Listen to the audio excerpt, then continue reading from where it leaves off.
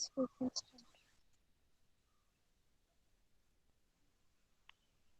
start.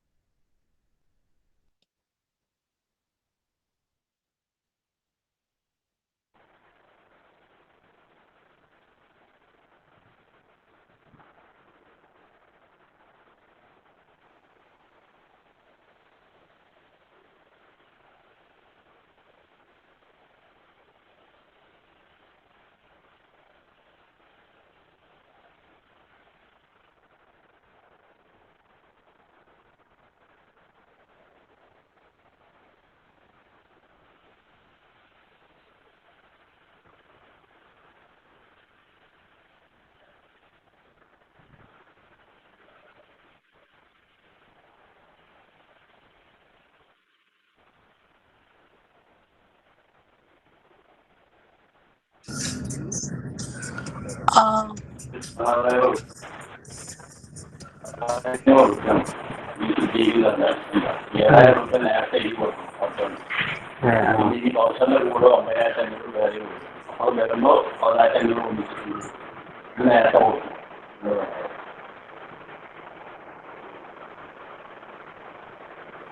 ഉസ്താദന്മാരോട് അയക്കുമ്പോൾ അതിന്റെ കൂടെ അയക്കലാണ്. പിന്നെ മറ്റൊരു ദൈവമായിട്ട് നമ്മളെ കൊണ്ട് ഇങ്ങനെ 2 ദിവസം മെയ് 24 തീയതി അയച്ചാൽ മതി. 23 24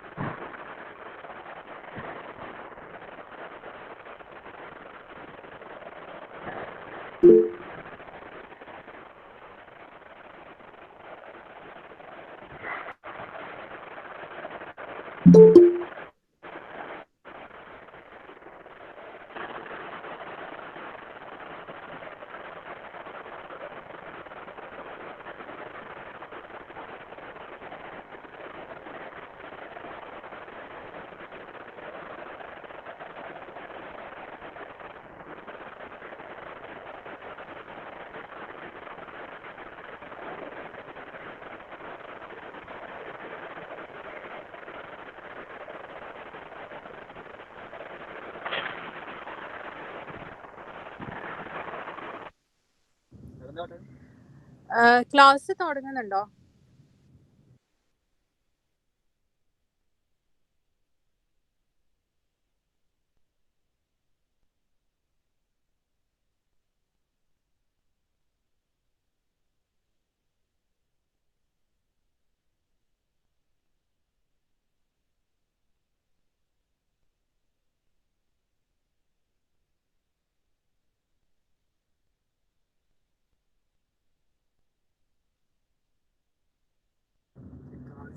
We can't hear you actually.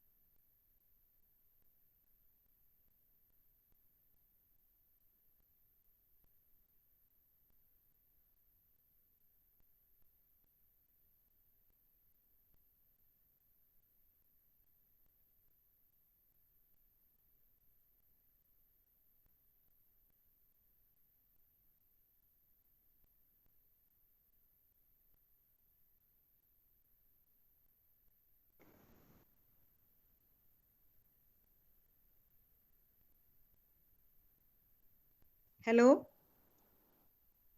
ഇപ്പൊ കേൾക്കുന്നില്ലേ?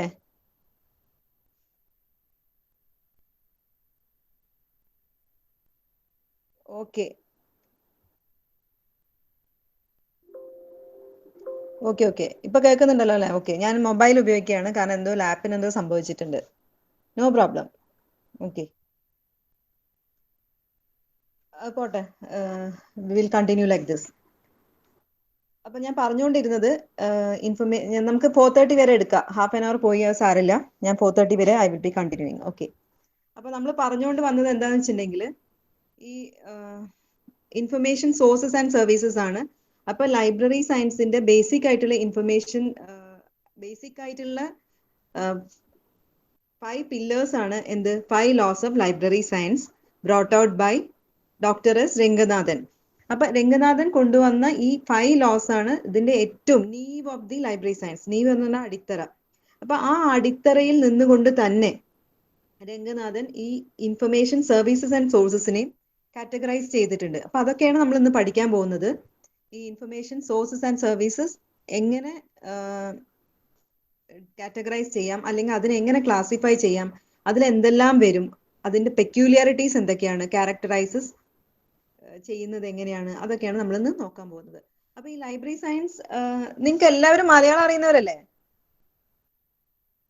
ഞാൻ ഇംഗ്ലീഷിൽ പറയണോ? Shall I use English or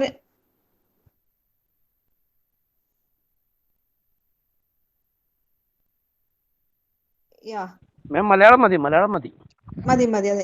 കാരണം കഴിഞ്ഞ പ്രാവശ്യം കുറെ ഡൽഹി കുട്ടികളൊക്കെ ഉണ്ടായിരുന്നു, അപ്പൊ അവർക്ക് മനസ്സിലാവില്ല എന്നുള്ള വിചാരിച്ചിട്ടാണ് ഞാൻ പറയുന്നത്. ഓക്കെ, നമുക്ക് മലയാളത്തിൽ തന്നെ പറയാം.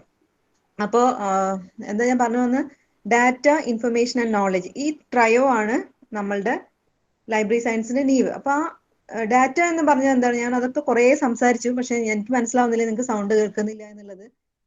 കാരണം ഞാൻ എന്റെ ഫ്രണ്ടിന് കൊടുത്തായിരുന്നു ലാപ്പ്. അപ്പൊ തിരിച്ചു കൊണ്ടുവന്നപ്പോ എന്താണ് അതിൽ സെറ്റിംഗ്സ് മാറ്റിയെന്ന് എനിക്ക് മനസ്സിലാവുന്നില്ല.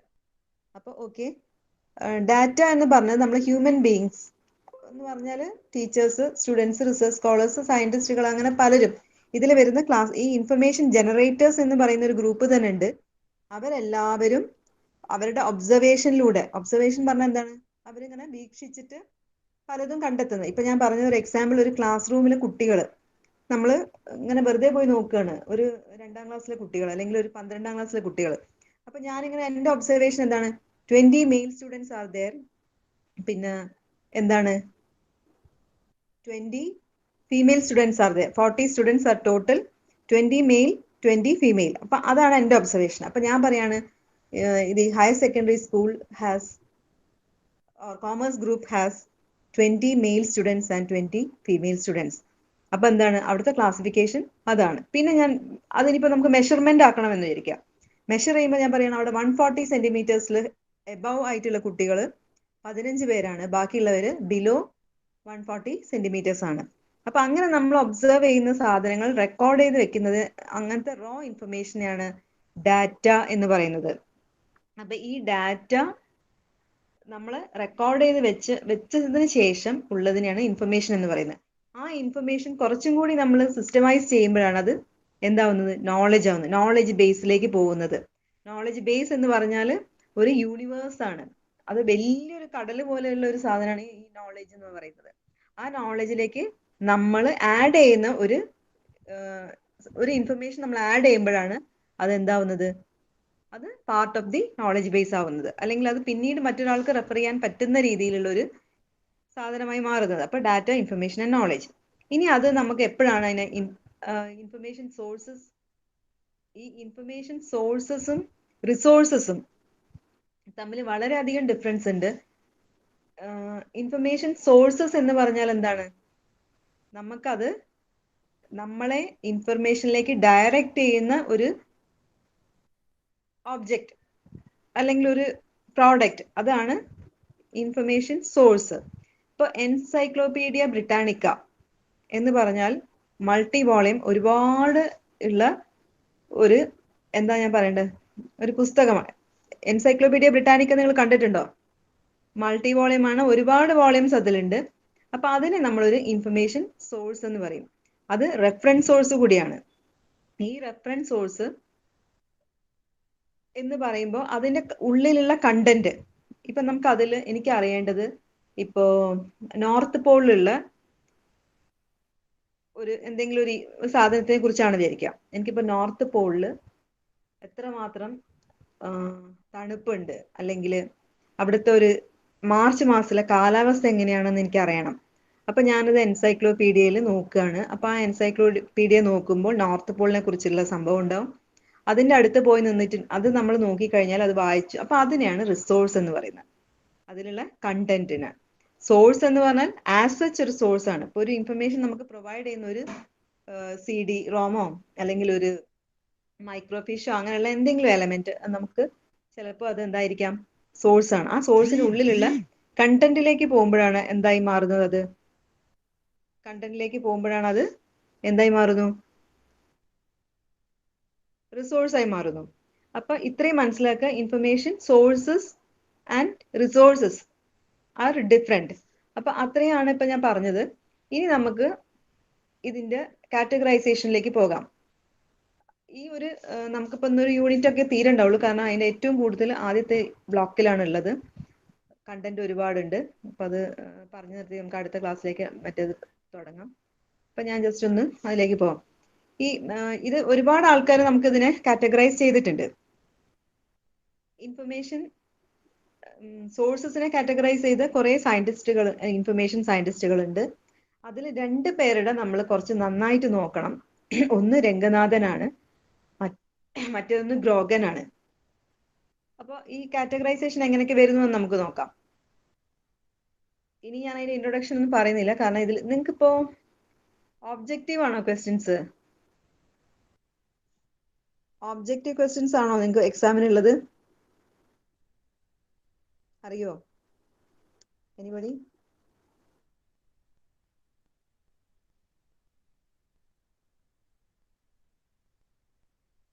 ആരും ഒന്നും പറയുന്നില്ല. ഓക്കെ, കഴിഞ്ഞ പ്രാവശ്യം എക്സാമിന് ഒബ്ജക്റ്റീവ് ക്വസ്റ്റ്യൻസ് ആയിരുന്നു. അപ്പൊ ഞാനിങ്ങനെ ഡിസ്ക്രിപ്റ്റീവ് പറഞ്ഞു പോയിട്ടുണ്ടെങ്കിൽ നിങ്ങൾക്ക് ബുദ്ധിമുട്ടാണോ എന്നുള്ളത് അറിയാൻ വേണ്ടിയിട്ടാണ്. ഒബ്ജക്റ്റീവ്സ് ആണെന്ന് തോന്നുന്നു. Me too. അങ്ങനെയാണ്. എന്താണ് ഇപ്രാവശ്യം അങ്ങനെ ആവാൻ വഴിയുണ്ടോ? നമുക്ക് ഇപ്രാവശ്യം ഒരുപാട് എക്സാമുകളൊക്കെ കണ്ടക്ട് ചെയ്യുന്നുണ്ടോ മറ്റു യൂണിവേഴ്സിറ്റി ഒക്കെ? നോക്കാം. കഴിഞ്ഞ പ്രാവശ്യം അങ്ങനെ ആയിരുന്നു. അപ്പൊ പിന്നെ കഴിഞ്ഞ പ്രാവശ്യം പക്ഷേ കോവിഡ് സ്റ്റാർട്ട് ചെയ്യുമ്പോൾ തന്നെയാണ് BLIC തുടങ്ങിയത്. അത് കൊണ്ടായിരിക്കാം മേ ബി. ഇപ്രാവശ്യം മറ്റു യൂണിവേഴ്സിറ്റിയിലെ എക്സാം തുടങ്ങിയിട്ടുണ്ടല്ലോ, അതുകൊണ്ട് ചിലപ്പോ ഇത് സാധാരണയുള്ള പോലെ തന്നെ. ആയിക്കോട്ടെ. അപ്പൊ നിങ്ങൾ അങ്ങനെ ചെയ്താൽ മതി. അപ്പൊ ഞാൻ ഇങ്ങനെ തന്നെ എക്സ്പ്ലനേഷൻ തരാം. കഴിഞ്ഞ പ്രാവശ്യം ഞാൻ ഒരുപാട് പിന്നെ ഒബ്ജക്റ്റീവ് നമ്മൾ ചെയ്തിരുന്നു. ഓൺലൈൻ ആയിട്ട് തന്നെ കുറെ ടെസ്റ്റുകൾ ചെയ്തിരുന്നു. അപ്പൊ അത് വേണ്ട, നമുക്ക് ഇങ്ങനെ തന്നെ ചെയ്യാം. നിങ്ങൾ പ്രീവിയസ് ക്വസ്റ്റ്യൻ പേപ്പേഴ്സ് ഒക്കെ എടുത്തിട്ട് നോട്ട്സ് ഉണ്ടാക്കിയാൽ മതി. അപ്പൊ നമ്മൾ പറഞ്ഞു വരുന്നത് ഈ കാറ്റഗറൈസേഷൻ ഓഫ് സോഴ്സസ് ആരൊക്കെ ചെയ്തിട്ടുള്ളതാണ്. ഗ്രോഗൻ, സുബ്രഹ്മണ്യം, 2 ഇന്ത്യൻസ് ആണ് ചെയ്തതെന്ന് ഓർമ്മിക്കുക. ഒന്ന് ഡോക്ടർ എസ് രംഗനാഥൻ, പിന്നെ ഒന്ന് സുബ്രഹ്മണ്യം. അതേപോലെ പുറത്ത് ഉള്ളവരാണ് ഗ്രോഗൻ, ബോൺ ആൻഡ് സ്മിത്ത്. 2 ആൾക്കാരുടെയാണ് നമ്മൾ പ്രധാനമായിട്ടും പഠിക്കുന്നത്, ഗ്രോഗന്റെയും രംഗനാഥന്റെയും. അപ്പൊ ഈ രംഗനാഥന്റെ ക്ലാസിഫിക്കേഷൻ ആദ്യമായിട്ട് ഞാൻ സോഴ്സസ് എന്തൊക്കെ തരം എന്ന് പറയാം. വേണമെങ്കിൽ 2 തരത്തിൽ ക്ലാസിഫൈ ചെയ്യാം, documentary and non documentary. Documentary sources, non documentary sources, print sources, non print, published, unpublished, primary, secondary and tertiary, macro and micro, conventional and non-conventional sources. ഇത്രയാണ് ഈ സോഴ്സസിനെ കാറ്റഗറൈസ് ചെയ്തിട്ടുള്ളത്, കാണപ്പെടുന്നത്. അത് തന്നെ ഓരോരുത്തരും അവരവരുടെ ഒരു വ്യൂ പോയിന്റിൽ പലതരത്തിൽ ചെയ്തിട്ടുണ്ട്. അപ്പോ അതിൽ രംഗനാഥന്റെ ക്ലാസിഫിക്കേഷൻ എന്ന് പറയുന്നത് 2 രീതിയിലാണ്. ഒന്ന് first macro and micro documents, പിന്നെ ഒന്ന് കൺവെൻഷണൽ ആൻഡ് നോൺ കൺവെൻഷണൽ. അപ്പൊ ഞാൻ പ്രധാനപ്പെട്ടത് മാത്രമാണ് നന്നായി എക്സ്പ്ലെയിൻ ചെയ്തത്. മറ്റേത് നിങ്ങൾക്ക് വെറുതെ വായിച്ചു നോക്കാം. എന്തെങ്കിലും ഡൗട്ട്സ് ഉണ്ടെങ്കിൽ നമുക്ക് അടുത്ത ക്ലാസ്സിൽ ക്ലിയർ ചെയ്യാം. രംഗനാഥനെ ഞാൻ പറയാം. മാക്രോ ആൻഡ് മൈക്രോ, ആ പേരിൽ നിന്ന് തന്നെ നിങ്ങൾക്ക് മനസ്സിലാവും, കാറ്റഗറൈസേഷന്റെ പേരിൽ നിന്ന് തന്നെ. മാക്രോ എന്ന് പറയുമ്പോൾ എന്താണ്, ഇറ്റ്സ് എ ലാർജർ വോളിയം, കുറച്ചും കൂടി വലിയൊരു സോഴ്സ് ആണ്. ഫോർ എക്സാമ്പിൾ ബുക്ക്, നമ്മളൊരു പ്രിന്റഡ് ബുക്ക് അല്ലെങ്കിൽ ഒരു ടെക്സ്റ്റ് ബുക്ക് ഒരു മാക്രോ സോഴ്സ് ആണ്, മാക്രോ ഇൻഫർമേഷൻ സോഴ്സ് ആണ്. കാരണം എന്താണ്, ബുക്കില് നമുക്കിപ്പോൾ ഒരു മാക്രോ ഇക്കണോമിക്സ് അല്ലെങ്കിൽ മൈക്രോ ഇക്കണോമിക്സ് അല്ലെങ്കിൽ ഒരു ഹ്യൂമൻ ഫിസിയോളജി അങ്ങനെയുള്ള ഒരു ടെക്സ്റ്റ് ബുക്കാണ് നമുക്ക് കിട്ടുന്നെങ്കിൽ അതിന്റെ കണ്ടന്റ് എന്താണ്, വേരീഡ് കണ്ടന്റ് ആണ്. ഒരുപാട് കാര്യങ്ങൾ അതിൽ ഉള്ളിലുണ്ടാകും. അത് അപ്പൊ നമുക്ക് വേണ്ട ഒരു ഇൻഫർമേഷൻ അതിന്റെ ഉള്ളിൽ പോയി നമ്മൾ കണ്ടൻസ് പേജ് അല്ലെങ്കിൽ ഇൻഡെക്സ് നോക്കിയിട്ട് നമ്മൾ കണ്ടെത്തേണ്ടിയിരിക്കുന്നു. അതാണ് ഡിഫറൻസ്. അപ്പൊ ആ കണ്ടെത്തേണ്ടിയിരിക്കുന്നു എന്ന് പറയുമ്പോൾ ആ മാക്രോ ഡോക്യുമെന്റ് ഒരു വലിയ സാധനമാണ്. അതിന്റെ ഉള്ളിൽ മൾട്ടിപ്പിൾ ആയിട്ടുള്ള ഇൻഫർമേഷൻ സ്റ്റോർഡ് ആണ്. അപ്പൊ അതിനെയാണ് മാക്രോ എന്ന് പറയുന്നത്. Then what is micro source? Micro source എന്താണ്? മൈക്രോ എന്ന പേര് മൈക്രോ ഓർഗാനിസം എന്നൊക്കെ പറഞ്ഞ പോലെ കുറച്ചും കൂടി നാരോ ചെയ്തിട്ട് വരുന്നതാണ്. മാക്രോന്റെ ഉള്ളിൽ നിന്ന് കുറച്ച് ചെറുതാക്കിയിട്ട് ഉള്ളിലേക്ക് മൈക്രോ, അതാണ് മൈക്രോ എന്ന് പറയുന്നത്. ഈ മൈക്രോ സോഴ്സ് എന്ന് പറയുമ്പോൾ ഇപ്പോൾ ഫോർ എക്സാമ്പിൾ ഒരു subject journal, Annals of library and information studies ഒരു ജേർണലാണ്. അപ്പൊ ആ ജേർണലിന്റെ ഉള്ളിൽ ഇപ്പോൾ ഏകദേശം ഒരു 10 ആർട്ടിക്കിൾ ഉണ്ടാകാം. ആ 10 ആർട്ടിക്കിൾ ഉണ്ടെങ്കിൽ അതിൽ ഒരു ആർട്ടിക്കിൾ ചിലപ്പോൾ വേണമെങ്കിൽ ഒരു പബ്ലിക് ലൈബ്രറീസിനെ കുറിച്ചിട്ടുള്ളതായിരിക്കാം, അല്ലെങ്കിൽ കോവിഡ് കാലത്തെ നമ്മളെ ലൈബ്രറി സർവീസിനെ കുറിച്ചായിരിക്കും. അപ്പൊ അങ്ങനെയുള്ളതിനെയാണ് മൈക്രോ ഡോക്യുമെന്റ് എന്ന് പറയുന്നത്. ഇപ്പൊ ഈ അത്രയും എന്താ പറയാ, ഒരു ബുക്ക് ഒരു വലിയ ഒരു സോഴ്സ് ആയിരിക്കും. അതിന്റെ ഉള്ളിൽ ചെറിയൊരു ചാപ്റ്റർ ഉണ്ടാവും, അല്ലെങ്കിൽ ആ ചാപ്റ്ററിനുള്ളിൽ ചെറിയൊരു പാരഗ്രാഫ് ഉണ്ടാവും. അങ്ങനെയുള്ളതാണ് മാക്രോ. നേരെ മറിച്ച് ചെറിയ ഇൻഫർമേഷൻ, ഒരു ഷോർട്ട് ലിവ്ഡ് ആയിട്ടുള്ള, ഇപ്പൊ ജേർണൽ എന്ന് പറഞ്ഞാൽ ഒരു മാസത്തേക്കായിരിക്കും, മാഗസീൻ എന്ന് പറയുമ്പോൾ ഒരു മാസത്തേക്ക്, വനിത ഈ മാസം വരുന്നു, കഴിഞ്ഞു, അതിന്റെ ലൈഫ് ആ മാസം കഴിഞ്ഞാൽ കഴിഞ്ഞു. അപ്പൊ അങ്ങനെയുള്ള ചെറിയ ഇതിനെയാണ് മൈക്രോ എന്ന് പറയുന്നത്. അപ്പൊ 2 രീതിയിലാണ് മാക്രോ ആൻഡ് മൈക്രോ. പിന്നെ അടുത്തതാണ് കൺവെൻഷണൽ ആൻഡ് നോൺ കൺവെൻഷണൽ. ഇത് വളരെ പ്രാക്ടിക്കലായിട്ട് രംഗനാഥൻ ക്ലാസിഫൈ ചെയ്ത 2 സംവിധാനങ്ങളാണിത്. കാരണം എന്താ വെച്ചാൽ നമ്മളെ മോഡേൺ ലൈഫിൽ നമ്മൾ ഇങ്ങനെ മാത്രമേ നമുക്ക് ഇതിനെ ക്ലാസിഫൈ ചെയ്യാൻ പറ്റുള്ളൂ. കൺവെൻഷണൽ എന്ന് പറഞ്ഞാൽ ബുക്ക്, ജേർണല് അങ്ങനെയുള്ളതൊക്കെ കൺവെൻഷണൽ ആണ്. കൺവെൻഷണൽ പറഞ്ഞാൽ നമ്മൾ പ്രീഡോമിനന്റ്ലി ഉപയോഗിക്കുന്ന സാധനങ്ങൾ. പക്ഷേ നോൺ കൺവെൻഷണൽ എന്ന് രംഗനാഥൻ അന്ന് ഉദ്ദേശിച്ചത്, അന്നൊക്കെ എന്ന് പറഞ്ഞാൽ മൈക്രോഫിഷ്, മൈക്രോ ഫിലിംസ് അതൊക്കെ ആയിരുന്നു. പിന്നെ സി ഡി റോംസ് ആയി, DVD റോംസ് ആയി, ടേപ്സ് ഉണ്ടായിരുന്നു. ഇപ്പൊ നമ്മൾ പെൻ ഡ്രൈവുകൾ ഉണ്ട്, ഇ ബുക്സ് ഉണ്ട്, ഇ ജേർണൽസ് ഉണ്ട്. അങ്ങനെയുള്ള അതിനെയാണ് നോൺ കൺവെൻഷണൽ സോഴ്സസ് എന്ന് പറയുന്നത്. അപ്പൊ ഇത്രയും നിങ്ങൾക്ക് മനസ്സിലായി എന്ന് വിചാരിക്കുന്നു. അപ്പൊ എന്തൊക്കെയാണ് നമ്മളെ ഇൻഫർമേഷൻ സോഴ്സസ് ഒന്നും കൂടി ഞാൻ പറയാം. അത് may be documentary or non documentary, print or non print, published or unpublished, primary secondary and tertiary, പിന്നെ macro and micro, conventional and non conventional. ഇത്രയാണ്. ഈ ഡോക്യുമെന്ററി സോഴ്സസ് എന്താണ് നമുക്ക് നോക്കാം. ഇപ്പൊ രംഗനാഥന്റെ ക്ലാസിഫിക്കേഷൻ നമ്മൾ പഠിച്ചു കഴിഞ്ഞു. ഇനി ഗ്രോഗന്റെ ഉണ്ട്. ഗ്രോഗന്റെ നമുക്ക് മുകളിലുള്ള തന്നെയാണ്, അത് ഞാൻ പറയാം. അപ്പോ ഇപ്പൊ ഞാൻ പറഞ്ഞു വന്നത് എന്താണ്? അതെ, ഡോക്യുമെന്ററി സോഴ്സസ്. എന്താണ് ഡോക്യുമെന്ററി സോഴ്സസ്? ഈ ഡോക്യുമെന്റ് എന്ന് പറഞ്ഞാൽ എന്താണ്? ഡോക്യുമെന്റ് എന്താണ്? It is tangible. നമുക്കത് തൊട്ട് അറിയാൻ പറ്റുന്ന ഒരു, ഇപ്പൊ ബുക്ക്, ഫാംലെറ്റ്, ന്യൂസ് ലെറ്റേഴ്സ് അങ്ങനെയുള്ള സാധനങ്ങളൊക്കെ, അതിനാണ് ഡോക്യുമെന്ററി സോഴ്സസ് എന്ന് പറയുന്നത്. നമുക്ക് തൊട്ട് അറിയാൻ അല്ലെങ്കിൽ കണ്ട് മനസ്സിലാക്കാൻ പറ്റുന്ന ന്യൂസ് പേപ്പേഴ്സ്, ജേർണൽസ്, അതിനൊക്കെയാണ് ഡോക്യുമെന്ററി സോഴ്സസ് എന്നും. അതൊക്കെ വേരിഡ് ആയിട്ട് അല്ലെങ്കിൽ വെറൈറ്റി ഓഫ് ഡോക്യുമെന്ററി സോഴ്സസ് ആണ്. ഓക്കെ. അപ്പോൾ ഈ ലൈബ്രറീസ് ആൻഡ് യൂണിവേഴ്സിറ്റീസ് നമ്മള് ഇപ്പൊ ഞാനിത് പറഞ്ഞു, ഏറ്റവും എന്താ പറയാ, പഴയതായിട്ടുള്ള, അല്ലെങ്കിൽ from the very beginning of the invent of library, ഏറ്റവും തുടക്കത്തിൽ തന്നെ നമ്മൾ അലക്സാൻഡ്രിയ, ബാബിലോണിയ ഒക്കെ നിങ്ങൾ പഠിച്ചിട്ടുണ്ടാവും. ഇപ്പൊ ഞാനാണോ നിങ്ങൾക്ക് ആദ്യമായിട്ട് ക്ലാസ് എടുക്കുന്നത്? അല്ലല്ലോ. ഏതെങ്കിലും ബുക്സ് കഴിഞ്ഞോ? ഫസ്റ്റ് ക്ലാസ് ആണോ ഇത്? ഓഹോ, അതാണ് നിങ്ങൾക്ക് ഇതിന്റെ ബേസിക്സ് ഒന്നും അറിയാത്തത്.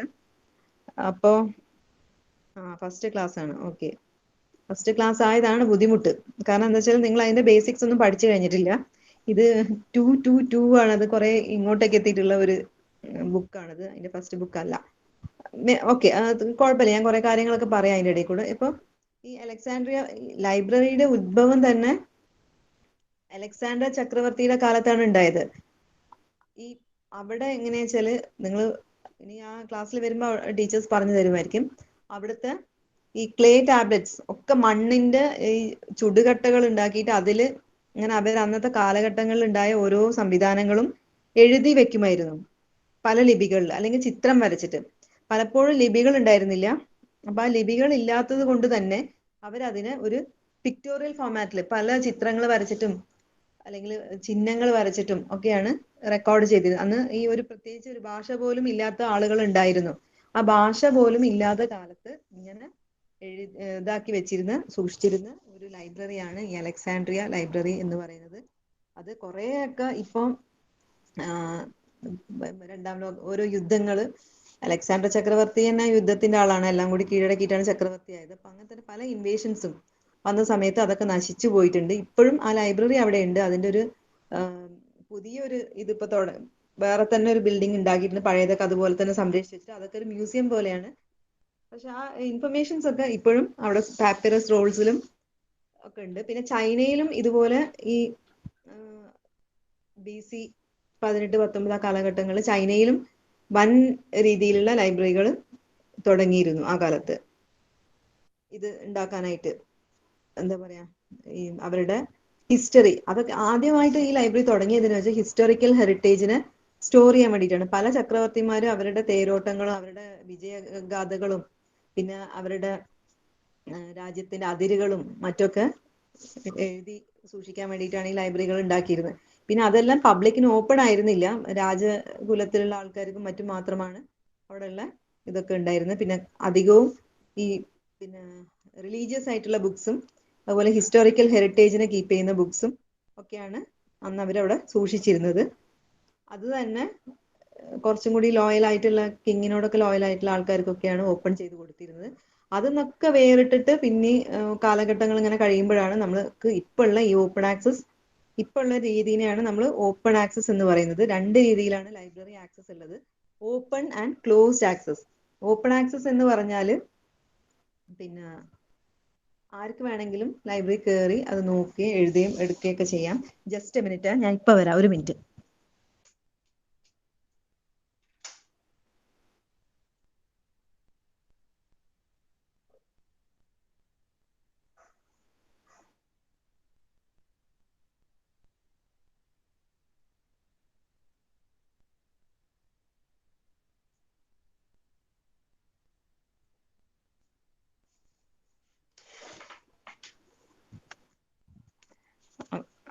ഓക്കെ. അപ്പോൾ ഞാൻ പറഞ്ഞു വന്നത് എന്താ വെച്ചാൽ ഇങ്ങനെ ഇതുപോലെ 3rd century ബിഫോർ ക്രൈസ്റ്റ് ആണ് ഇതൊക്കെ ഉണ്ടായിരുന്നത്. അങ്ങനെ ചൈനയിലും അലക്സാൻഡ്രിയയിലൊക്കെ ഉണ്ടായിരുന്നു. ഇന്ത്യയിൽ പിന്നെ ഇന്ത്യയിൽ അശോക ചക്രവർത്തിയുടെ കാലത്ത് തക്ഷശില എന്നൊക്കെ കേട്ടിട്ടില്ലേ, നളന്ദ തക്ഷശില, അതൊക്കെയാണ് ഇന്ത്യയിലുള്ള ഏറ്റവും പുരാതനമായിട്ടുള്ള ലൈബ്രറികൾ അവിടെയാണ് ഉണ്ടായിരുന്നത്. അവിടെ മാനുസ്ക്രിപ്റ്റ്സ്, പിന്നെ പല ലെറ്റേഴ്സ്, കുറെ ഹാൻഡ് റിട്ടൺ ഡോക്യുമെന്റ്സ്, അങ്ങനെയുള്ള സാധനങ്ങളൊക്കെയാണ് സൂക്ഷിച്ചു വെച്ചിരുന്നത്. ഇപ്പോഴും നളന്ദ തക്ഷശില അവിടെയൊക്കെ ഈ ലൈബ്രറികളും അതിലുള്ള കണ്ടന്റ്സ് ഒക്കെ ഇപ്പോഴും സ്റ്റോർ ചെയ്ത് വെച്ചിട്ടുണ്ട്. പിന്നെ അപ്പൊ നമ്മൾ ഇനി പഠിക്കാം. ഇപ്പൊ ഞാൻ ജസ്റ്റ് ഒരു ഇൻട്രൊഡക്ഷൻ പറഞ്ഞു എന്നേ ഉള്ളൂ. ഇനി നമുക്ക് ഡോക്യുമെന്ററി സോഴ്സസ് എന്താന്ന് നോക്കാം. നിങ്ങളെ കയ്യിലെല്ലാം ടെക്സ്റ്റ് ബുക്ക് കിട്ടിയിട്ടുണ്ടോ? ടെക്സ്റ്റ് ബുക്ക് കിട്ടിയിട്ടുണ്ടോ? കിട്ടിയിട്ടുണ്ട്. ഉണ്ടല്ലേ? Okay okay okay okay. അപ്പൊ ബുക്ക് കയ്യിലുണ്ടല്ലോ, തുറന്നു വെച്ചിട്ടില്ല? ചാപ്റ്റർ നമ്പർ എത്ര? First unit 1. Okay. Documentary sources. അപ്പൊ അതിൽ കാണാം മാം 1.2.1. ഒരു ഡൗട്ട് ഉണ്ടായിരുന്നു. ചോദിക്കൂ. ടെക്സ്റ്റ് ബുക്ക് ആ ടൈമിന് ഓർഡർ ചെയ്തിട്ടില്ലായിരുന്നു. Is there any way to get it now? You can download it from the site. No, can I get a physical book from somewhere? Physical, I think it is not possible because you could have ordered it while registration. Okay, fine. I think some fee is included in that towards this book. You are from which place you are from, Nanda? I'm from Kannur. Yeah. Okay. Then why don't you apply for this book? No, I was in UAE, so I didn't apply for the book because I can't get it there. Then I came here. Okay. Yeah. You can get this printed. From where? Site you can download and you can get it printed from somewhere else. Okay, fine. Okay, I will look that. Okay. Okay.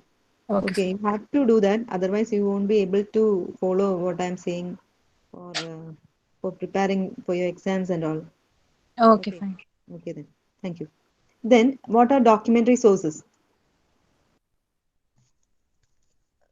So I was telling that documentary sources എന്ന് പറഞ്ഞാൽ it has to be tangible.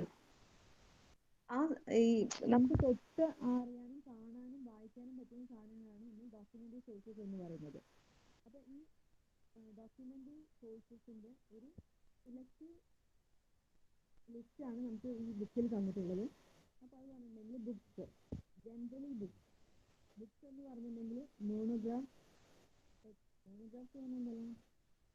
എന്ന് ഉദ്ദേശിക്കുന്നത് single ഒരു page മാത്രമേ ഉള്ളൂ. അത് നമുക്ക് നോക്കി വായിക്കാൻ മാത്രമേ പറ്റൂ, ഇന്ററാക്ഷൻസ് ഇല്ല. അതിനാണ് മോണോഗ്രാഫ് എന്ന് പറയുന്നത്. ട്രേറ്റൈസസ് എന്ന് പറയുന്നെങ്കിൽ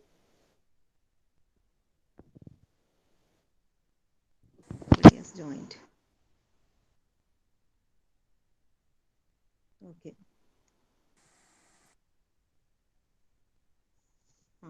Somebody has joined.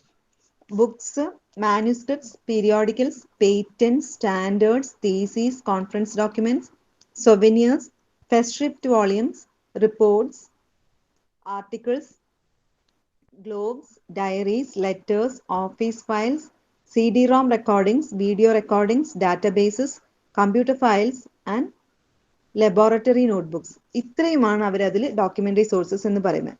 എന്നിട്ട് ഇൻഡിവിജ്വൽ ആയിട്ട് അതിനെല്ലാം എക്സ്പ്ലെയിൻ ചെയ്തിരിക്കുകയാണ്. സോ ബുക്സിനെ പറ്റി ഞാനിപ്പോൾ പറഞ്ഞു. ബുക്സ് മോണോഗ്രാഫ്സ് ആണ്. ബുക്സിൽ രണ്ട് തരം ബുക്സ് ഉണ്ടാവും ഒരു ലൈബ്രറിയെ സംബന്ധിച്ചിടത്തോളം, ടെക്സ്റ്റ് ബുക്സും റെഫറൻസ് ബുക്സും. ടെക്സ്റ്റ് ബുക്സ് എന്ന് പറഞ്ഞാൽ കുട്ടികൾക്ക് സിലബസ് ബേസ്ഡ് ആയിട്ടുള്ള അല്ലെങ്കിൽ അത് റെഫർ ചെയ്യാൻ പറ്റുന്ന ടെക്സ്റ്റ് ബുക്സ്. നിങ്ങളൊക്കെ ഉള്ള പോലെ തന്നെ നമ്മളൊക്കെ ചെറുതാകുമ്പോൾ പഠിച്ച പോലെ തന്നെ ടെക്സ്റ്റ് ബുക്ക് പറഞ്ഞാൽ ടെക്സ്റ്റ് ബുക്ക് തന്നെ. പിന്നെ റെഫറൻസ് ബുക്ക് എന്ന് പറഞ്ഞാൽ എൻസൈക്ലോപീഡിയ, ഡിക്ഷണറി അങ്ങനെയുള്ള സാധനങ്ങളാണ് റെഫറൻസ് ബുക്ക്. അത് ഇഷ്യൂ ചെയ്യാനല്ല, ലൈബ്രറി പോയി ഇരുന്ന് റെഫർ ചെയ്യാനുള്ള സാധനങ്ങളാണ്. അപ്പൊ അതിനെ നമ്മൾ ഡോക്യുമെന്ററി സോഴ്സസ് എന്ന് പറയുന്നു. മാനുസ്ക്രിപ്റ്റ്സ്, കയ്യെഴുത്തു പ്രതികൾ. അപ്പൊ പറഞ്ഞാൽ പല ഡയറി അല്ലെങ്കിൽ എന്തെങ്കിലും പണ്ട് കാലത്തൊക്കെ ഉള്ള കുറെ, എപ്പോഴൊന്നും അങ്ങനെ മാനുസ്ക്രിപ്റ്റുകളൊന്നും ഇല്ല. പണ്ട് ഉള്ള മാനുസ്ക്രിപ്റ്റുകളേ ഉള്ളൂ, ഓലയിലും അങ്ങനെയൊക്കെ ഉണ്ടാവും. അതൊക്കെ നമ്മൾ ഓറിയന്റൽ പബ്ലിക് ലൈബ്രറി അവിടെ എല്ലാം ഉണ്ട്. നമ്മളിപ്പോൾ അധികം സ്ഥലത്ത് നമ്മൾ മാനുസ്ക്രിപ്റ്റ് ഒക്കെ വളരെ ഹിസ്റ്റോറിക്കൽ ആയിട്ടുള്ള സാധനങ്ങളാണ്. ഇപ്പോൾ അതൊന്നും നമ്മളാരും മാനുസ്ക്രിപ്റ്റ് ആയിട്ടൊന്നും സൂക്ഷിക്കുന്നില്ല. പിന്നെ പീരിയോഡിക്കൽസ് പറഞ്ഞാൽ ജേർണൽസ് ആണ്. പീരിയോഡിസിറ്റി ഇപ്പൊ മാസം അല്ലെങ്കിൽ 2 മാസം കൂടുമ്പോൾ അല്ലെങ്കിൽ ഫോർട്ട്നൈറ്റ്ലി, വീക്ക്ലി ഒക്കെ വരുന്നത് കൊണ്ടാണ് അതിന് പീരിയോഡിക്കൽസ് എന്ന് പറയുന്നത്. ഓരോ പീരിയോഡിസിറ്റി ഉണ്ടാവും. ഇത്ര പീരിയഡിന്റെ ഉള്ളിൽ പബ്ലിഷ് ചെയ്യുന്ന സാധനങ്ങൾ, അതാണ് പീരിയോഡിക്കൽസ് എന്ന് പറയുന്നത്. അപ്പൊ അതും ഡോക്യുമെന്ററി സോഴ്സസ് ആണ്. പിന്നെ പേറ്റൻസ് പറഞ്ഞാൽ എന്താണ്? റീപ്രൊഡ്യൂസ് ചെയ്യാനുള്ള റൈറ്റ് ആർക്കാണോ ഉള്ളത് അവർക്ക് കൊടുക്കുന്ന ഒരു ഗവൺമെന്റിന്റെ ഒരു പ്രൊട്ടക്ഷൻ ആണ് പേറ്റന്റ് എന്ന് പറയുന്നത്. ഇപ്പൊ ഞാനൊരു സാധനം ഉണ്ടാക്കി, ഇപ്പൊ ഒരു എന്താ പറയാ, എന്റെ മൊബൈലിൽ നിന്ന് പിന്നെ തെറ്റ് ഒന്നും നടക്കാതിരിക്കാൻ വേണ്ടിയിട്ട് ഞാനിതിലൊരു OS പോലെ ഒരു സാധനം ഉണ്ടാക്കി ഇതിലിട്ടു. അപ്പൊ ആരെങ്കിലും കട്ടുകൊണ്ടുപോയാൽ എനിക്ക് അറിയാൻ പറ്റും. അപ്പൊ ആ ഒരു പ്രോഡക്റ്റ് എന്റെ ബ്രെയിനിൽ ഉണ്ടായ ഒരു സാധനമാണ്. അത് സോൺലി എനിക്ക് അവകാശപ്പെട്ടതാണ്. അപ്പൊ അത് റീപ്രൊഡ്യൂസ് ചെയ്യാനായിട്ട് മറ്റാർക്കും അവകാശമില്ല. അപ്പൊ ഞാനത് രജിസ്റ്റർ ചെയ്യുന്നു. ഇന്ത്യൻ പേറ്റന്റ് ഓഫീസ് ന്യൂഡൽഹിയിലാണ്. അവിടെയാണ് ഇപ്പൊ ഇന്ത്യയിലുള്ള സാധനങ്ങളൊക്കെ നമ്മൾ രജിസ്റ്റർ ചെയ്യേണ്ടത്. അവിടെ പോയി ഞാൻ രജിസ്റ്റർ ചെയ്യാണ്. ഈ സാധനം എന്റെ ബ്രെയിനിൽ അല്ലെങ്കിൽ എൻ്റെ ഒരു ഇന്നോവേഷൻ ആണ്. So this has to be protected. അപ്പൊ ആ പ്രൊട്ടക്ട് ചെയ്യുമ്പോൾ എന്തുണ്ടാവും? ആ സാധനം എനിക്ക് തന്നെ റീപ്രൊഡ്യൂസ് ചെയ്യാം. അതിന്റെ പിന്നെ വരുമാനം അല്ലെങ്കിൽ എന്താ പറയാ, ഇൻവെസ്റ്റ്മെന്റ് അല്ലെങ്കിൽ ഞാൻ ചെലവാക്കിയ പൈസ എല്ലാം എനിക്ക് തിരിച്ചു കിട്ടും. എൻ്റെ അടുത്ത് ആൾക്കാർ വാങ്ങും. അപ്പൊ അതുകൊണ്ട് തന്നെ ആ പേറ്റന്റ് അതിന്റെ ഓണർക്ക് പ്രൊട്ടക്ട് ചെയ്ത് കൊടുക്കുന്നത് ഒരു സംവിധാനത്തിനെയാണ് പേറ്റന്റ് എന്ന് പറയുന്നത്. അപ്പൊ അതൊരു റെക്കോർഡാണ് പേറ്റന്റ്. സ്റ്റാൻഡേർഡ്സ് എന്ന് പറഞ്ഞാൽ എന്താണ്? പ്യൂരിറ്റി സ്റ്റാൻഡേർഡ്സ് ഒക്കെ നമ്മൾ കണ്ടിട്ടുണ്ട്. BIS സ്റ്റാൻഡേർഡ്സ്, ISO 9000 അങ്ങനെയുള്ള സ്റ്റാൻഡേർഡ്സ്. അപ്പൊ അതെന്താണ്? BIS സ്റ്റാൻഡേർഡ്, ഹോൾമാർക്ക് എന്നൊക്കെ പറഞ്ഞാൽ എന്താ? Agmark, purity standard. അപ്പൊ ആ ഒരു ഇപ്പോൾ അഗ്മാർക്ക് ഗീ അല്ലെങ്കിൽ ഫുഡ് FPOൻ്റെത് ഫുഡ് പ്രോഡക്ട്സിന്റെ, അപ്പൊ അതിലൊക്കെ എന്തെല്ലാം എത്ര അളവിൽ കണ്ടന്റ് ഉണ്ടായിരിക്കണം, ഇത്ര അളവിൽ നമുക്ക് പ്രിസർവേറ്റീവ് ഉപയോഗിക്കാം, അല്ലെങ്കിൽ BIS ഹോൾമാർക്ക് ഇത്ര പെർസെന്റേജ് ഗോൾഡ് ആയിരിക്കണം, ഗോൾഡ് അല്ലാണ്ട് ഇത്ര മാത്രം കോപ്പറേ ഉപയോഗിക്കാൻ പാടുള്ളൂ. അപ്പൊ ആ സ്റ്റാൻഡേർഡ്സും എന്താണ് ഡോക്യുമെന്ററി സോഴ്സ് ആണ്. ഗവൺമെന്റ് ഇഷ്യൂ ചെയ്യുന്ന ഒരു സ്റ്റാൻഡേർഡ് അതൊരു ബുക്ക്ലെറ്റ് ഫോമാറ്റിലായിരിക്കും ഉണ്ടാവുക. അതുകൊണ്ട് തന്നെ അതൊരു ഡോക്യുമെന്ററി സോഴ്സ് ആണ്. പിന്നെ thesis. What is thesis? Thesis പറഞ്ഞാൽ എന്താണ്? Thesis is the output of a research programme അല്ലെ? നമ്മൾ ചെയ്യുന്ന ഒരു റിസർച്ച്, ഒരു PhD പ്രോഗ്രാമിന്റെ ഔട്ട്പുട്ടാണ് തീസിസ്. അപ്പൊ അതിന്റെ റിസർച്ച് റിപ്പോർട്ട് നമ്മൾ എഴുതി ഫൈനലായി സബ്മിറ്റ് ചെയ്ത് നമുക്ക് ഡോക്ടറേറ്റ് തരുമ്പോ നമ്മൾ സബ്മിറ്റ് ചെയ്യുന്ന സാധനമാണ് എന്ത്? തീസിസ്. അപ്പൊ തീസിസും എന്താണ്? ഡോക്യുമെന്ററി സോഴ്സ് ആണ്. പിന്നെ കോൺഫറൻസ് ഡോക്യുമെന്റ്സ്. കോൺഫറൻസ് എന്ന് പറഞ്ഞാൽ നാഷണൽ കോൺഫറൻസ് ഉണ്ടാവും, ഇന്റർനാഷണൽ കോൺഫറൻസ് ഉണ്ടാവും. ഓരോരോ സബ്ജക്റ്റിലും നമ്മൾ ഓരോ ഇൻസ്റ്റിറ്റ്യൂഷൻസ്, യൂണിവേഴ്സിറ്റീസ്, കോളേജസ് ഒക്കെ നടത്തുന്ന പല കോൺഫറൻസുകളുടെയും, അപ്പൊ അതിൽ പലരും പ്രസന്റ് ചെയ്തിട്ടുണ്ടാവും പ്രബന്ധങ്ങള്. അപ്പൊ അങ്ങനെയുള്ള പ്രബന്ധങ്ങളെല്ലാം കൂടി നമ്മൾ പബ്ലിഷ് ചെയ്യുന്നതിനാണ് കോൺഫറൻസ് ഡോക്യുമെന്റ്സ് എന്ന് പറയുന്നത്. പിന്നെ സൊവനിയേഴ്സ്. സൊവനിയേഴ്സ് നിങ്ങൾ പലപ്പോഴും കേട്ടിട്ടുണ്ടാവും, കോളേജ് സുവനിയർ. അപ്പൊ അതെന്താണ്? ഒരു സുവർണ ജൂബിലി സുവനിയർ. അപ്പൊ ആ ഓരോ അവസരങ്ങൾക്ക് വേണ്ടിയിട്ട് നമ്മൾ അതിൽ പല ആൾക്കാരും അതിൽ പ്രബന്ധങ്ങൾ എഴുതിയിട്ടുണ്ടാവും, ആർട്ടിക്കിൾസ് ഉണ്ടാവും, കവിതകൾ ഉണ്ടാവും, പിന്നെ ഹിസ്റ്ററി ഉണ്ടാവും. അങ്ങനെ ഈ സൊവനിയർ, അതിനെയാണ് സൊവനിയർ എന്ന് പറയുന്നത്. പിന്നെ ഫെസ്ട്രിപ്റ്റ് വോളിയം. ഫെസ്ട്രിപ്റ്റ് എന്ന് പറഞ്ഞിട്ടുണ്ടെങ്കിൽ ഒരാളുടെ ഇൻ മെമ്മറി ഓഫ്, അയാളുടെ സംഭാവനകൾക്ക് നമ്മളൊരു എന്താ പറയാ, അവരെ ഓർമ്മയിൽ അല്ലെങ്കിൽ അവർക്ക് വേണ്ടി ഇപ്പൊ ഒരു നമ്മളൊരു പ്രധാനപ്പെട്ട ഒരു സാറ് റിട്ടയർ ചെയ്യാണ്. അപ്പൊ സാറിന്റെ റിട്ടയർമെന്റ് ഫംഗ്ഷനിൽ സാറിനെ ആദരിക്കാൻ വേണ്ടിയിട്ട് അല്ലെങ്കിൽ സാറിന്റെ ഓർമ്മയ്ക്കായിട്ട് നമ്മൾ കുറെ ആൾക്കാർ കുറെ പിന്നെ ആർട്ടിക്കിൾസ് ഒക്കെ എഴുതി ഒരു പുസ്തകം പ്രകാശനം ചെയ്യാണ്. അത് ഇപ്പം ഫ്യൂച്ചർ ഓഫ് ലൈബ്രറീസ് ആണ് ടോപ്പിക് എന്ന് വിചാരിക്കുക. അപ്പൊ അതിൽ ഒരുപാട് ആൾക്കാർ എഴുതിയിട്ടുണ്ടാവും. അപ്പൊ അവരെല്ലാവരും എഴുതുന്നതിന് ഇതിനൊരു ആമുഖത്തോട് കൂടിയിട്ട് സാറിന്റെ ഈ ഇത്രയും കാലത്തെ സർവീസിനെ ആദരിച്ചുകൊണ്ട് നമ്മൾ പബ്ലിഷ് ചെയ്യുന്ന അതിനെയാണ് ഫെസ്ട്രിപ്റ്റ് വോളിയം എന്ന് പറയുന്നത്. പിന്നെ റിപ്പോർട്ട്സ് പലതരത്തിലുണ്ടാവും. Technical reports, administrative reports, trip reports ഒക്കെ. അപ്പൊ എന്താണ് ഈ ടെക്നിക്കൽ റിപ്പോർട്ട് എന്ന് പറഞ്ഞിട്ടുണ്ടെങ്കിൽ, ടെക്നിക്കൽ റിപ്പോർട്ട് തികച്ചും നമ്മൾ ഒരു ടെക്നിക്കൽ ആയിട്ടുള്ള, ഇപ്പൊ ഒരു ഇൻഡസ്ട്രിയിൽ ഒരു കാർ മേക്കിംഗ് മാനുഫാക്ചറിങ് കമ്പനിയാണെന്ന് വിചാരിച്ചോളൂ. അവിടുത്തെ ടെക്നിക്കൽ റിപ്പോർട്ട് എന്ന് പറയുന്നത് ഒരു കാറ് മാനുഫാക്ചർ ചെയ്ത് പുറത്ത് വരുമ്പോൾ, മാനുഫാക്ചറിങ് കഴിഞ്ഞ് പുറത്ത് വരുമ്പോൾ അതിൻ്റെ ഉള്ള എന്തൊക്കെയാണ് അതിൽ നമ്മൾ ഫേസ് ചെയ്ത പ്രോബ്ലംസ്, അല്ലെങ്കിൽ അതെങ്ങനെ സോൾവ് ചെയ്തു, അതിന്റെ എങ്ങനെയാണ് അതിനെ പ്രൊഡ്യൂസ് ചെയ്ത് ആ ഒരു സാധനങ്ങളായിരിക്കും, അല്ലെങ്കിൽ അത്രയും ഇൻഫർമേഷൻസ് ആയിരിക്കും ഈ ടെക്നിക്കൽ റിപ്പോർട്ടിൽ. പിന്നെ ഞാൻ ഇപ്പൊ നമുക്ക് വേണമെങ്കിൽ ഒരാളെ ഏൽപ്പിക്കുകയാണ്, എന്തിന്? ഗോ ആൻഡ് സീ ദാറ്റ്, അവിടെ എന്തെല്ലാണ്, what are the functions going on there. അപ്പൊ അത് എനിക്ക് അസൈൻ ചെയ്യാണ് ഒരു ഡ്യൂട്ടി. നിങ്ങൾ അവിടെ അല്ലെങ്കിൽ ആ ലൈബ്രറിയിൽ പോയിട്ട് നോക്കൂ, അവിടെ ഡിജിറ്റൽ ലൈബ്രറിയിൽ എന്തെല്ലാമാണ് പ്രൊസീജിയേഴ്സ്, അവരുടെ വർക്ക് ഫ്ലോ എങ്ങനെയാണ് നടക്കുന്നത്. അപ്പൊ ഞാൻ അവിടെ പോയി, എന്നെ അസൈൻ ചെയ്യുമ്പോൾ ഞാൻ അവിടെ പോയിട്ട് അതിന്റെ എല്ലാ കാര്യങ്ങളും നോക്കി ഞാൻ ഒരു റൈറ്റപ്പ് എഴുതി ഉണ്ടാക്കിയിട്ട് സബ്മിറ്റ് ചെയ്തതിനാണ് ടെക്നിക്കൽ റിപ്പോർട്ട് എന്ന് പറയുന്നത്. ടെക്നിക്കാലിറ്റീസ് മാത്രമായിരിക്കും അതിലുണ്ടാവുക. Then administrative report. ഇപ്പൊ നമ്മൾ അഡ്മിനിസ്ട്രേറ്റീവ് റിപ്പോർട്ട്, ഇപ്പോൾ NAAC വിസിറ്റ്, പല കോളേജുകളും നിങ്ങൾ ആരെയും വർക്ക് ചെയ്യുകയോ അല്ലെങ്കിൽ പഠിക്കുകയോ ചെയ്തിട്ടുണ്ടെങ്കിൽ അവിടെ NAAC അക്രഡിഷൻ എന്ന് കാണാം. ഓരോ കോളേജസിനും യൂണിവേഴ്സിറ്റികൾക്കും ഒക്കെ ഈ ഒരു അക്രഡിഷൻ നമുക്ക് ആവശ്യമാണ്. അതെന്താ വെച്ചാൽ ക്വാളിറ്റി മെഷർ ചെയ്യാൻ വേണ്ടിയിട്ടാണ്. ഓരോ വിദ്യാഭ്യാസ സ്ഥാപനങ്ങളും NAAC A ഗ്രേഡ് A+ ഒക്കെ കിട്ടിക്കഴിഞ്ഞാൽ അവരവിടെ വളരെ ഇഫക്റ്റീവ് ആയിട്ടുള്ള കാര്യങ്ങളാണ് ചെയ്യുന്നത്, അല്ലെങ്കിൽ പഠിപ്പിക്കാൻ ടീച്ചിങ് ലേണിംഗ് പ്രോസസ് കണ്ടിന്യൂ ചെയ്യുന്നത് ഇഫക്റ്റീവ്ലി ആണ് എന്നുള്ളതിന്റെ മാനദണ്ഡമാണ് ഈ NAACന്റെ അക്രഡിഷൻ. അപ്പൊ അങ്ങനെ ഉണ്ടാക്കുന്ന SSR റിപ്പോർട്ട്സ്, അങ്ങനെ പല കാര്യങ്ങളുണ്ട്. അത് നിങ്ങൾ കുറച്ചും കൂടി കഴിയുമ്പോൾ മനസ്സിലാവും. അങ്ങനെ ഉള്ളതിനെയാണ് അഡ്മിനിസ്ട്രേറ്റീവ് റിപ്പോർട്ട്സ് എന്ന് പറയുന്നത്. പിന്നെ ട്രിപ്പ് റിപ്പോർട്ട്സ് എന്ന് പറഞ്ഞെങ്കിൽ, ഇപ്പൊ നമ്മൾ ഒഫീഷ്യലി നമുക്ക് പല സ്ഥലത്തും പോകേണ്ടി വരും. ഒഫീഷ്യലി വല്ല മീറ്റിംഗ് അറ്റൻഡ് ചെയ്യാനോ അല്ലെങ്കിൽ വല്ല കോൺഫറൻസ് അറ്റൻഡ് ചെയ്യാനോ, നമ്മൾ on behalf of the institution or your office. അപ്പൊ അങ്ങനെ പോകുമ്പോൾ നമ്മൾ തിരിച്ചു വരുമ്പോൾ നമ്മൾ എന്തൊക്കെ പോയ കാര്യങ്ങളെല്ലാം ഇവിടെ റിപ്പോർട്ട് ചെയ്യണം. അപ്പൊ അതിനെയാണ് എന്ത് പറയുന്നത്, ഇപ്പൊ ഒരു മാർക്കറ്റിംഗ് എക്സിക്യൂട്ടീവ് ആണ് വിചാരിച്ചോളൂ. ഇയാൾ ഇപ്പോൾ ഒരു മാർക്കറ്റിംഗിന് പോയി വന്നാൽ ഇയാൾ റിപ്പോർട്ട് സബ്മിറ്റ് ചെയ്യണം. അപ്പൊ അങ്ങനെ ചെയ്യുന്നതിനാണ് എന്ത് പറയുന്നത്? ട്രിപ്പ് റിപ്പോർട്ട്സ് എന്ന് പറയുന്നത്. Then articles, popular, technical and research articles. Popular articles ഉണ്ടാവും, ടെക്നിക്കൽ ആർട്ടിക്കിൾസ് ഉണ്ടാവും, റിസർച്ച് ആർട്ടിക്കിൾസ് ഉണ്ടാവും. എന്താണ് ഈ മൂന്നും തമ്മിലുള്ള ഡിഫറൻസ്? ആർട്ടിക്കിൾസ് ജനറലി പറയുകയാണെങ്കിൽ ലേഖനങ്ങളാണ്. മലയാളത്തിൽ അതിന് ലേഖനങ്ങൾ എന്നാണ് പറയാം. പോപ്പുലർ ആർട്ടിക്കിൾസ് എന്ന് പറഞ്ഞാൽ ഇപ്പം ഫോർ എക്സാമ്പിൾ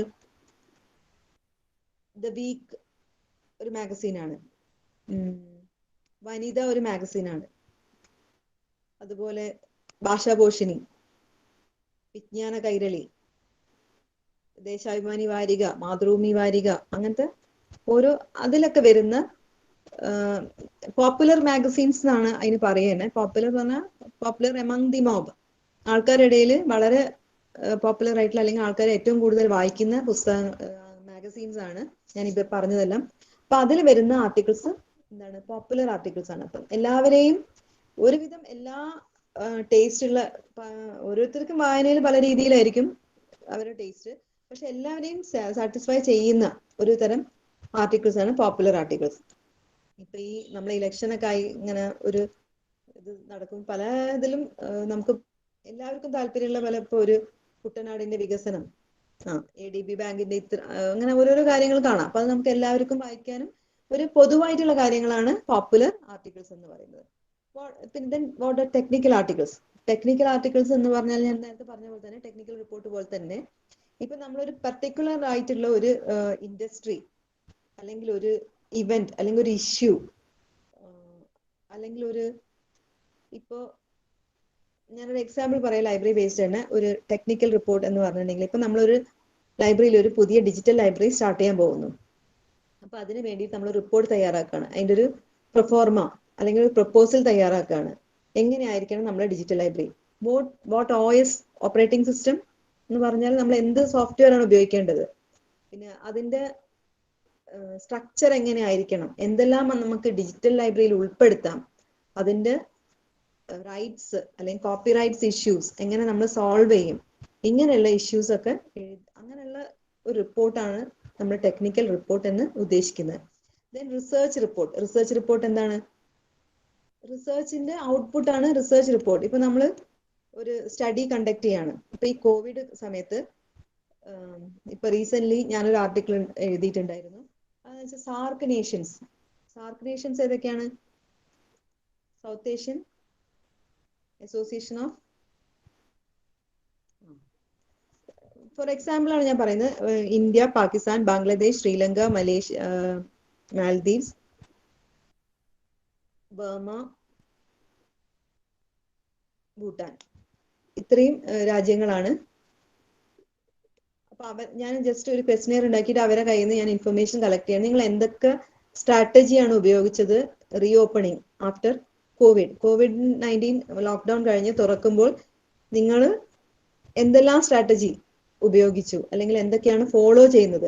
അപ്പൊ അത് ഞാൻ ഒരു 10, 20, 25 ക്വസ്റ്റ്യൻസ് ഉണ്ട്. ആ ക്വസ്റ്റ്യൻസ് ഒക്കെ അവർക്ക് മെയിൽ ചെയ്ത് കൊടുത്ത് അവരെ ആൻസർ കിട്ടി അതിനെ അനാലിസിസ് ചെയ്ത് ഞാൻ റിപ്പോർട്ട് ഉണ്ടാക്കണം. അപ്പൊ ഞാൻ പറയാണ്, മാൽദീവ്സിൽ ഇതുവരെ ഒരു യൂണിവേഴ്സിറ്റി ലൈബ്രറി തുറന്നിട്ടില്ല, അവരിപ്പോഴും അവിടെ it is not open to public.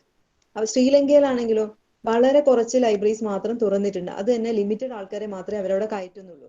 അപ്പൊ ഇങ്ങനെ കിട്ടുന്ന ഈ അനാലിസിസ് ഓരോ എന്റെ റിസർച്ചിന്റെ ഭാഗമായിട്ട് ഞാൻ കളക്ട് ചെയ്ത ഇൻഫർമേഷൻ അനലൈസ് ചെയ്തിട്ട് അതിന് ഔട്ട്പുട്ട് ഉണ്ടാക്കുന്നതിനെയാണ് എന്ത് പറയുന്നത്? Research reports. അപ്പോൾ നമ്മൾ ഇത്രയും കാര്യങ്ങളാണ് പഠിച്ചത്. ആർട്ടിക്കിൾസ് എന്ന് പറഞ്ഞാൽ popular, technical and research articles ആണ് ഉണ്ടാവും. ഇനി അടുത്തതാണ് ഗ്ലോബ്. ഗ്ലോബ് നിങ്ങൾക്ക് ഞാൻ പറയാണ്ട് തന്നെ അറിയുന്നുണ്ടാവും. ടു ഐഡന്റിഫൈ ദി നേഷൻസ്, അതിന് വേണ്ടിയിട്ടാണ് ഗ്ലോബ് ഉപയോഗിക്കുന്നത് അല്ലെ? ഓരോ കൺട്രിന്റെ ലൊക്കേഷൻ എവിടെയാണ്, ടൈമിംഗ് എങ്ങനെയാണ്, ഗ്രീൻവിച്ച് മെറിഡിയൻ വെച്ചിട്ട് കാൽക്കുലേറ്റ് ചെയ്യുന്നത്, ഈ സമയം അവിടെ എത്ര ടൈം ആയിരിക്കും, ഇങ്ങനെയുള്ള ഇൻഫർമേഷൻസ് ഒക്കെ കളക്ട് ചെയ്യാൻ വേണ്ടിയിട്ടാണ് നമ്മൾ ഗ്ലോബ് ഉപയോഗിക്കുന്നത്. അടുത്തതാണ് ഡയറീസ്. ഈ ഡയറി എന്ന് പറഞ്ഞാൽ നമ്മളെ ഈ സാധാരണ നമുക്ക് എല്ലാ വർഷവും കിട്ടുന്ന ഡയറി ആകണമെന്നില്ല. ഇപ്പൊ പോലീസ് ഡയറീസ്, കേസ് ഡയറീസ്, അങ്ങനെ പല പർട്ടിക്കുലർ ആയിട്ടുള്ള കാര്യങ്ങൾക്ക് വേണ്ടി തയ്യാറാക്കുന്ന നോട്ട്സിനെ ഡയറീസ് എന്നാണ് പറയുക. വലിയ വലിയ ആൾക്കാരൊക്കെ എഴുതി വെക്കുന്ന ഡയറീസ്, അവരുടെ ഓർമ്മക്കുറിപ്പുകൾ, അങ്ങനെയുള്ള പല, അത് വേണമെങ്കിൽ മാനുസ്ക്രിപ്റ്റ് ആകാം, അല്ലെങ്കിൽ വേണമെങ്കിൽ ബുക്സ് ആകാം, പല രീതിയിലാണ് കേസ് അങ്ങനെ പറയുന്നതൊക്കെ ഓരോരോ അതിന്റെ പെക്യുലാരിറ്റീസ് ഡിഫറെന്റ് ആണ്. ലെറ്റേഴ്സ് എന്താണ്? പലരും എഴുതിയ കത്തുകൾ തന്നെ നമുക്ക് അങ്ങോട്ടും ഇങ്ങോട്ടുമുള്ള ഇൻഫർമേഷൻ ആൻഡ് കമ്മ്യൂണിക്കേഷൻ ഉപയോഗിക്കുന്ന ഒരു ഉപാധിയാണ് ലെറ്റർ. അപ്പൊ ആ ഒഫീഷ്യൽ ആകാം, പേഴ്സണൽ ആകാം ലെറ്റേഴ്സ്. ഓഫീസ് ഫയൽസ്, ഓഫീസിലുള്ള ഓരോ ഫയലും ഡോക്യുമെന്ററി എവിഡൻസ് ആണ്, അല്ലെങ്കിൽ ഡോക്യുമെന്ററി സോഴ്സ് ആണ്. ഇപ്പൊ നമ്മളെ അഡ്മിഷൻ, കുട്ടികളുടെ അഡ്മിഷൻ, അപ്പൊ കഴിഞ്ഞ വർഷം എത്ര കുട്ടികൾ അഡ്മിറ്റ് ആയി, ഓക്കെ ഇതാണ് അവരുടെ ഡീറ്റെയിൽസ് അവിടെ, ഇതാണ്. അപ്പൊ അങ്ങനെയുള്ള ഓഫീസ് ഫയൽ. CD-ROM റെക്കോർഡിങ്സ്, CD-ROMൽ നമ്മൾ കോപ്പി ചെയ്ത് അല്ലെങ്കിൽ പർച്ചേസ് ചെയ്ത CD-ROMs ആയിരിക്കാം, നമ്മൾ റൈറ്റ് ചെയ്തതായിരിക്കാം, അല്ലെങ്കിൽ അലോങ് വിത്ത് ദ ബുക്സ് വന്നതായിരിക്കാം. അങ്ങനെയുള്ള CD-ROM റെക്കോർഡിങ്സ്. വീഡിയോ റെക്കോർഡിങ്സ്, പല ഇവന്റിന്റെയും അല്ലെങ്കിൽ ക്ലാസ്സസ്, അങ്ങനെയുള്ള എന്തും. ഡാറ്റാബേസസ് പറഞ്ഞാൽ എബ്സ്കോ, സ്കോപ്പസ്, എമറാൾഡ്, സയൻസ് ഡയറക്റ്റ്, ഈ പറയുന്ന ഇങ്ങനെയുള്ളതൊക്കെ ഡാറ്റാബേസസ് ആണ്. ഡാറ്റാബേസ് പറഞ്ഞാൽ അതില് ബുക്സ് ഉണ്ടാകാം, ജേർണൽസ് ഉണ്ടാവാം. അങ്ങനെ നമുക്ക് ഓൺലൈനായി കിട്ടുന്ന ഒരു റിസോഴ്സ് ആണ് ഡാറ്റാബേസ്. കമ്പ്യൂട്ടർ ഫയൽസ്, ഡോക് ഫയൽസ് ആവാം, PPT പ്രസന്റേഷൻസ് ആകാം, അതിനെയാണ് കമ്പ്യൂട്ടർ ഫയൽസ്. പിന്നെ ലബോറട്ടറി നോട്ട്ബുക്സ്, ഇത് വളരെ പ്രധാനപ്പെട്ട ഒരു ഇതാണ്. ലബോറട്ടറി നോട്ട്ബുക്സ് എന്ന് പറഞ്ഞാൽ പല ഇൻവെൻഷൻസ് അല്ലെങ്കിൽ എക്സ്പെരിമെന്റ്സ് ചെയ്യുമ്പോൾ അവർ നോട്ട് ചെയ്ത് വെക്കുന്ന ഇൻഫർമേഷൻ ഇതിലാണ്ടാവുക, ലബോറട്ടറി നോട്ട്ബുക്സിലാണ്. അപ്പൊ ഇത്രയുമാണ് എന്ത് ഡോക്യുമെന്ററി സോഴ്സസ്. അപ്പൊ ഇനി ഇതിലെന്തെങ്കിലും ഡൗട്ട്സ് ഉണ്ടോ? നിങ്ങൾ ആദ്യത്തെ ക്ലാസ് ആണെന്ന് പറഞ്ഞതുകൊണ്ടാണ് എനിക്ക് ഇത്രയും എന്താ വെച്ചാൽ നിങ്ങൾ ബേസിക്സ് ഒന്നും കേട്ടിട്ടുമില്ല, പഠിച്ചിട്ടുമില്ല, വായിച്ചിട്ടുമില്ല. എനി ഡൗട്ട്സ് ഇത്രയും കാര്യത്തിൽ? ഡോക്യുമെന്ററി സോഴ്സസ് എന്താന്നുള്ളത് ഉണ്ടോ? ഇല്ല. ഓക്കെ നമുക്ക് അടുത്തതിലേക്ക് പോവാം. Non documentary sources. അപ്പൊ ഞാനിത് പറയാൻ കാരണം എന്താണെന്ന് വെച്ചാല്, ഈ നമ്മൾ ഇത് തുടങ്ങുമ്പോൾ ഈ ലൈബ്രറി സയൻസ് എന്താണ് എന്ന് നിങ്ങൾക്ക് പലർക്കും അറിയുന്നുണ്ടാവില്ലേ. നിങ്ങൾക്ക് നിങ്ങളെ കോളേജിലെ ലൈബ്രറിയിൽ നിങ്ങൾ പോയിട്ടുണ്ടാവും, പുസ്തകം എടുത്തിട്ടുണ്ടാവും, അത്ര മാത്രം. അപ്പൊ അങ്ങനെ ഉള്ളപ്പോ പിന്നെ എന്താണ് അതിന്റെ ആഴങ്ങളിലേക്ക് നിങ്ങൾ പോയിട്ടുണ്ടോ എന്നുള്ളത് എനിക്ക് മനസ്സിലാവുന്നില്ല. എല്ലാവരും ഇൻട്രസ്റ്റ് കൊണ്ടാണോ ഈ ലൈബ്രറി സയൻസ് എടുത്തത്? പഠിക്കാനുള്ള ഇൻട്രസ്റ്റ് ആണോ, അതോ ജോലി കിട്ടാനുള്ള എളുപ്പത്തിനാണോ? മാം ബുക്കിനോടുള്ള ഇൻട്രസ്റ്റ് കൊണ്ട് എടുത്തതാ. അതെന്നാ വളരെ തെറ്റായ ഒരു തീരുമാനമാണ്. ബുക്കിനോടുള്ള ഇൻട്രസ്റ്റ് നമുക്ക് ലൈബ്രറി സയൻസ് പഠിച്ചു കഴിയുമ്പോഴത്തേക്കും തീരും. അതെല്ലേ? ബുക്കിനേക്കാൾ ബുക്കിനോടുള്ള ഇഷ്ടമാണെങ്കിൽ നമ്മൾ ഒരു റീഡർ മാത്രമായാൽ മതി. അതിന് ലൈബ്രറിയൻ ആവണമെന്നില്ല. നമ്മൾ ലൈബ്രറിയിൽ പോയിരുന്ന് വായിക്കാൻ പറ്റും, ബുക്ക് നോക്കാനുള്ള സമയം പോലും നമുക്ക് കിട്ടില്ല. കാരണം അവിടെ അത്രയും സർവീസസ് നമുക്ക് കൊടുക്കാനുണ്ടാവും. നമ്മൾ എപ്പോഴും ചിന്തിക്കേണ്ടത് ഈ ലൈബ്രറി സയൻസ് എന്ന് പറയുമ്പോൾ, അല്ലെങ്കിൽ ലൈബ്രറി ഇൻഫർമേഷൻ സയൻസ് എന്ന് പറയുമ്പോൾ, നമ്മൾ പണ്ടത്തെ ഒരു ഇത് എന്ന് പറഞ്ഞ simply custodian of the resources ആയിരുന്നു. ലൈബ്രറിയൻ എന്ന് അറിയപ്പെട്ടിരുന്നത്, the librarian was simply A custodian of the resources of the library. അപ്പൊ അങ്ങനെ വരുമ്പോ അതിന്റെ ഒരു മേൽനോട്ടക്കാരനാണ് ശരിക്കും പറഞ്ഞാല്. അതിന്റെ സ്റ്റോക്ക് എടുക്കലും, ബുക്ക് വാങ്ങലും, ബുക്ക് ഉണ്ടാക്കലും, എഴുതലും, ഒട്ടിക്കലും, എടുത്തു വെക്കലും ഒക്കെ ആയിരുന്നു. പല ലൈബ്രറികളിലും ഓപ്പൺ ആക്സസ് പോലും ഉണ്ടായിരുന്നില്ല. പിന്നെ അതിനൊക്കെ മാറ്റം വന്നപ്പോഴാണ് നമ്മൾ കുട്ടികൾ ലൈബ്രറിയിൽ പോവലും, ബുക്ക് എടുക്കലും, വായിക്കലും ഒക്കെ തുടങ്ങിയത്. ഇപ്പൊ നമ്മൾ എന്ത് ചെയ്യുന്നു? ഇപ്പൊ ഉള്ള ഒരു അവസ്ഥയിൽ നമ്മൾ കുട്ടികളെ തേടി പോവാണ് ചെയ്യുന്നത്. പല കുട്ടികൾക്കും അവർക്ക് ആവശ്യമില്ല, അല്ലെങ്കിൽ അവർക്ക് വായിക്കാൻ ഇഷ്ടപ്പെടുന്ന കാര്യങ്ങൾ നമ്മൾ എവിടെ എത്തിച്ചു കൊടുക്കുകയാണ്? അവരെ വീടുകളിൽ എത്തിച്ചു കൊടുക്കുകയാണ്, ത്രൂ റിമോട്ട് ആക്സസ്. ഇപ്പൊ നമ്മൾ ചെയ്യുന്ന ഒരുപാട് ഡിഫറെന്റ് ആയിട്ടുള്ള സർവീസസ് ആണ് അത് എന്ന് പറയുന്നത്. റിമോട്ട് ആക്സസ് ഒക്കെ നിങ്ങൾക്ക് ഇനി പഠിക്കാൻ പോകുന്നേ ഉള്ളൂ. സ്റ്റിൽ ഞാനത് പറഞ്ഞു എന്ന് മാത്രമേ ഉള്ളൂ. ഞാനിപ്പോ അതിലേക്കൊന്നും ഡൈവേർട്ട് ചെയ്യുന്നില്ല, കാരണം ഈ ടോപ്പിക് പിന്നെ തീരില്ല. Okay ma'am. ഓക്കെ, അപ്പൊ അതും ഇതിനൊരു ഭാഗമാണ്. സ്റ്റിൽ നമുക്ക് അടുത്ത ഇതിൽ നമുക്ക് പറയാം. കാരണം എനിക്ക് നിങ്ങളെ ഫസ്റ്റ് പോർഷൻ പഠിക്കാത്തതുകൊണ്ട് വല്ലാത്തൊരു, നിങ്ങൾക്ക് എത്ര കണ്ട് ഇത് മനസ്സിലാവുന്നുണ്ടെന്ന് എനിക്കറിയില്ല. ഇത്രയും മനസ്സിലാക്കിയ ലൈബ്രറിയിൽ കുറെ സാധനങ്ങളുണ്ട്. അതെന്തൊക്കെയാണ് നമ്മളിപ്പോ പഠിക്കുന്നത്. ഇനിയാണ് നോൺ ഡോക്യുമെന്ററി സോഴ്സസ്. പുസ്തകത്തിൽ ഉണ്ടാവും അത്. നോൺ ഡോക്യുമെന്ററി സോഴ്സസ് എന്ന് പറഞ്ഞാൽ സിമ്പിൾ ആണ്. കാരണം ഡോക്യുമെന്ററി പറഞ്ഞാൽ നമുക്ക് കാണാനും ഇതൊക്കെ പറ്റുന്നതാണ്. മറ്റേ നമുക്ക് ടാഞ്ചിബിൾ അല്ല, ഇൻടാഞ്ചിബിൾ ആണ്. നമുക്ക് തൊട്ടോ കാണാനോ തൊട്ടറിയാൻ പറ്റാത്ത സാധനമാണ് നോൺ ഡോക്യുമെന്ററി. അപ്പൊ അത് എന്തൊക്കെയാണെന്നുള്ളത് may be organisation, world wide web ആകാം, ഓർഗനൈസേഷൻസ് ആവാം, ഇൻഡിവിജ്വൽസ് ആവാം, ഗ്രൂപ്പ് ഓഫ് ഇൻഡിവിജ്വൽസ് ആവാം, അങ്ങനെയാണ്. ഈവൻ ചാറ്റ് ബോട്ട്സ് ഇല്ലേ, പല സൈറ്റുകളും നിങ്ങൾ പോയാൽ കാണാം ചാറ്റ് ഓൺ ചെയ്ത് വെച്ചാൽ അത് പലപ്പോഴും റോബോട്ടുകളായിരിക്കും, പക്ഷെ അതും നമുക്ക് നോൺ ഡോക്യുമെന്ററി സോഴ്സസ് ആണ്. ഇൻഫർമേഷൻ പ്രൊഫഷണൽസ് അതിൽ പറഞ്ഞിട്ടുണ്ട്, ഹ്യൂമൻ ഇൻഫർമേഷൻ പ്രൊഫഷണൽസ്, അതുപോലെ ലൈബ്രറിയൻസ്, കൺസൾട്ടൻസ്, പല രീതിയിലുള്ള കൺസൾട്ടൻസ് ഉണ്ട്. പിന്നെ സ്ഥലത്തിന്റെ ബ്രോക്കേഴ്സ് ഉണ്ടാവും, കൺസൾട്ടൻസ് ഉണ്ടാവും, ലോ കൺസൾട്ടൻസ് ഉണ്ടാവും, പിന്നെ നമ്മളെ ഫാഷൻ കൺസൾട്ടൻസ് ഉണ്ടാവും. അങ്ങനെയുള്ള ആൾക്കാരിനെയാണ് കൺസൾട്ടൻസ് പറയുന്നത്. അപ്പൊ അവരോട് നമ്മൾ ചോദിച്ചറിയുന്ന കാര്യങ്ങളാണ് നോൺ ഡോക്യുമെന്ററി സോഴ്സസ് എന്ന് പറയുന്നത്. എക്സ്പേർട്സ്, ഇപ്പൊ ഒരു ഫിസിക്സിന്റെ ഒരു കാര്യം ചോദിക്കാനാണെങ്കിൽ എക്സ്പേർട്ട് ആയിട്ടുള്ള ഒരു സാറോട് നമ്മൾ പോയി ചോദിക്കുന്നു. അപ്പൊ സാർ അതിൽ എക്സ്പേർട്ട് ആണ്. പിന്നെ റിസോഴ്സ് പേഴ്സൺസ് എന്ന് പറഞ്ഞാൽ നമുക്ക് ക്ലാസ് എടുക്കാൻ പലപ്പോഴും വരുന്ന സൈക്കോളജി അങ്ങനെയുള്ള കാര്യങ്ങളൊക്കെ പറഞ്ഞു തരുന്ന ആൾക്കാരെ റിസോഴ്സ് പേഴ്സൺസ് എന്ന് പറയും. അവരും ഹ്യൂമൻ ബീങ്സ് ആണ്, അവരും ഒരു നോൺ ഡോക്യുമെന്ററി സോഴ്സ് ആണ്. പിന്നെ എക്സ്റ്റൻഷൻ വർക്കേഴ്സ്, ഇപ്പൊ ആശാ വർക്കേഴ്സ് ഒക്കെ ഈ കോവിഡ് സമയത്ത് ഒരുപാട് സഹായങ്ങൾ നമുക്ക് ചെയ്തു തന്നു. അപ്പൊ അത് തന്നെ അതും ഒരു നോൺ ഡോക്യുമെന്ററി സോഴ്സ് ആണ്. പിന്നെ റെപ്രസെന്റേറ്റീവ്സ് ഓഫ് ഫേംസ്, പല സ്ഥാപനങ്ങളിൽ നിന്നും നമുക്കൊരു പ്രോഡക്റ്റിനെ പരിചയപ്പെടുത്താൻ വരുന്ന റെപ്രസെന്റേറ്റീവ്സും ഒരു തരത്തില് നോൺ ഡോക്യുമെന്ററി സോഴ്സസ് ആണ്. ടെക്നോളജിക്കൽ ഗേറ്റ് കീപ്പേഴ്സ്, എന്താണ് ഈ ടെക്നോളജിക്കൽ ഗേറ്റ് കീപ്പേഴ്സ്? അത് നിങ്ങൾക്ക് വേറെ തന്നെ ഇനിയും പഠിക്കാനുണ്ട്. ഗേറ്റ് കീപ്പേഴ്സ് എന്താണ്, ജനറേറ്റേഴ്സ്, കോർഡിനേറ്റേഴ്സ്, അങ്ങനെയൊക്കെ കുറെ ഇൻഫർമേഷൻ്റെ. അപ്പൊ ഇവര് നമുക്ക് ഓരോ ടെക്നോളജിയെ കുറിച്ച് ഇൻഫർമേഷൻ തരുന്നതാണ്. ഇൻവിസിബിൾ കോളേജ് എന്ന് പറഞ്ഞിട്ടുണ്ടെങ്കിൽ അത് ഒരു ഗ്രൂപ്പ് ഓഫ് ഇൻഡിവിജ്വൽസ് ആണ്. അവര് ഒക്കേഷണലി മീറ്റിംഗ് കണ്ടക്ട് ചെയ്യുകയും അവരുടെ റിസർച്ച് ഏരിയയിലുള്ള പല കാര്യങ്ങളും ഡിസ്കസ് ചെയ്യുകയും അതിൽ നിന്നുള്ള കാര്യങ്ങൾ ഷെയർ ചെയ്യുകയും ചെയ്യുന്ന ഒരു ഗ്രൂപ്പിനെയാണ് ഇൻവിസിബിൾ കോളേജ് എന്ന് പറയുന്നത്. അത് UK അത് ഫോം ചെയ്തിട്ടുള്ള ഡി സോളാർ പ്രൈസ് എന്ന് പറഞ്ഞ ഒരു ആളാണ് അതിന്റെ ബിഗിനർ. അത് നിങ്ങൾക്ക് പിന്നെയും പഠിക്കാനുണ്ട്. ഇപ്പൊ തൽക്കാലം മനസ്സിലാക്കുക, it is group of researchers അല്ലെങ്കിൽ scientist who occasionally join together or get together to share their information അല്ലെങ്കിൽ share their experiences while they were doing their research. അപ്പൊ അതാണ് ഇൻവിസിബിൾ കോളേജ്. പിന്നെ കോമൺ മെൻ, സാധാരണ ഒരു മനുഷ്യൻ വഴി കൂടെ പോവുകയാണെങ്കിൽ നമ്മളിപ്പോൾ എന്തെങ്കിലും ചോദിച്ചാൽ പറഞ്ഞു തരുന്നത് പോലും ഒരു സോഴ്സ് ഓഫ് ഇൻഫർമേഷൻ ആണ്.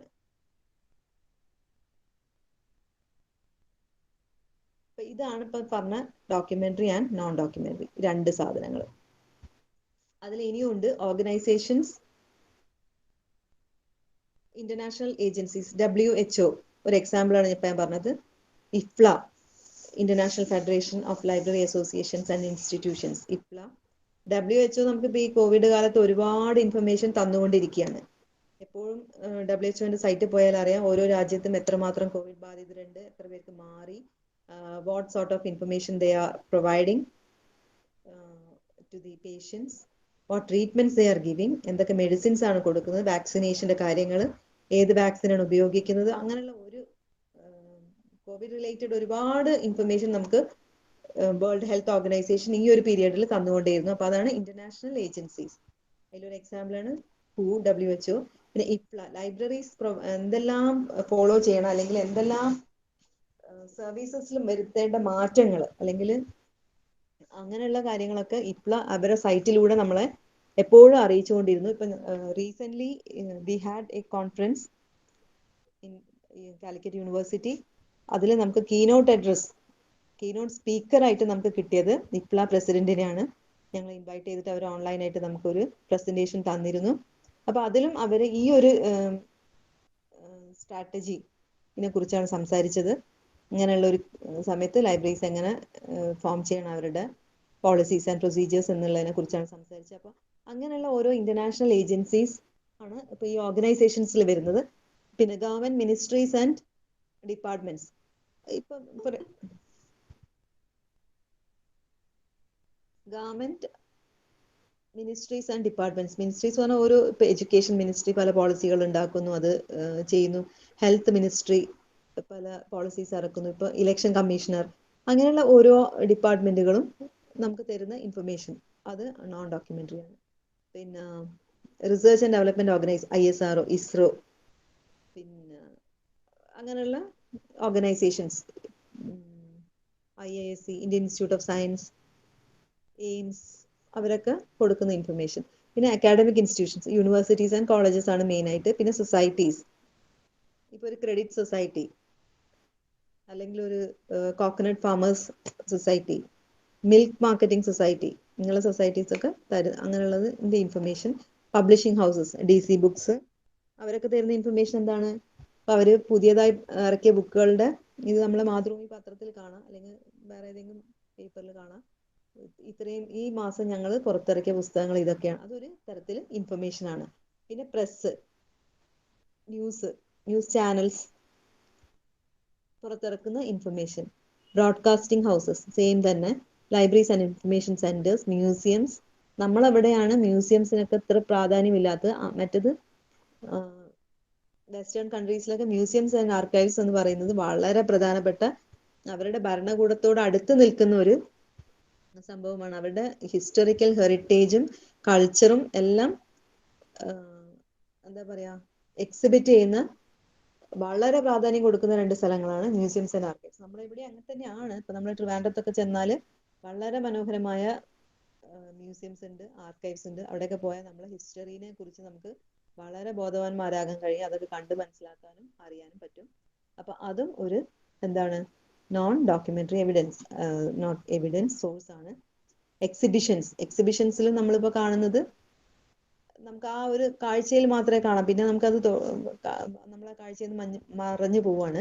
അപ്പൊ അവിടെ നിന്ന് കിട്ടുന്ന ഇൻഫർമേഷൻ. ട്രേഡ് ഫെയർസ് പറഞ്ഞാൽ എന്താണ്? ഇപ്പൊ ബൈക്ക് എക്സിബിഷൻ അങ്ങനത്തെ ഒക്കെ ഉണ്ടാവില്ലേ, ഓരോ ബിൽഡിംഗ്, ഇപ്പൊ ഹോം അപ്പാർട്ട്മെന്റ് ഷോ എന്നൊക്കെ പറഞ്ഞ ഓരോന്ന് കാണാം. അപ്പൊ അങ്ങനെയുള്ള സാധനങ്ങൾ. ഡാറ്റാബേസ്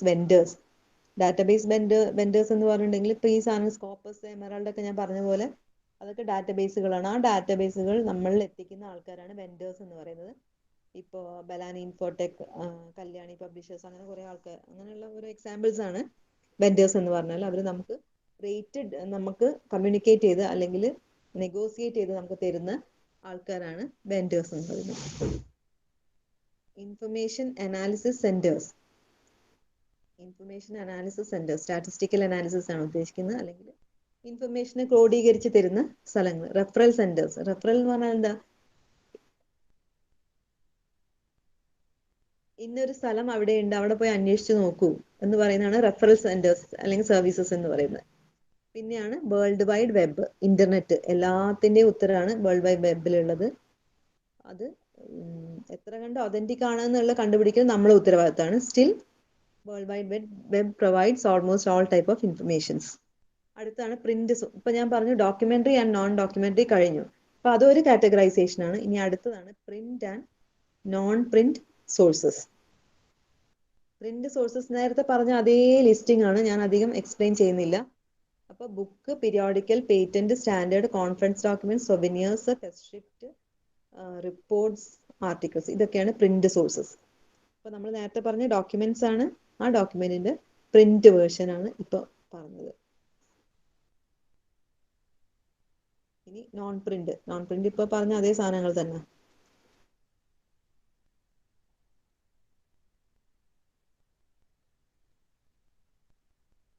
നോക്കട്ടെ. എന്തൊക്കെയാണ്?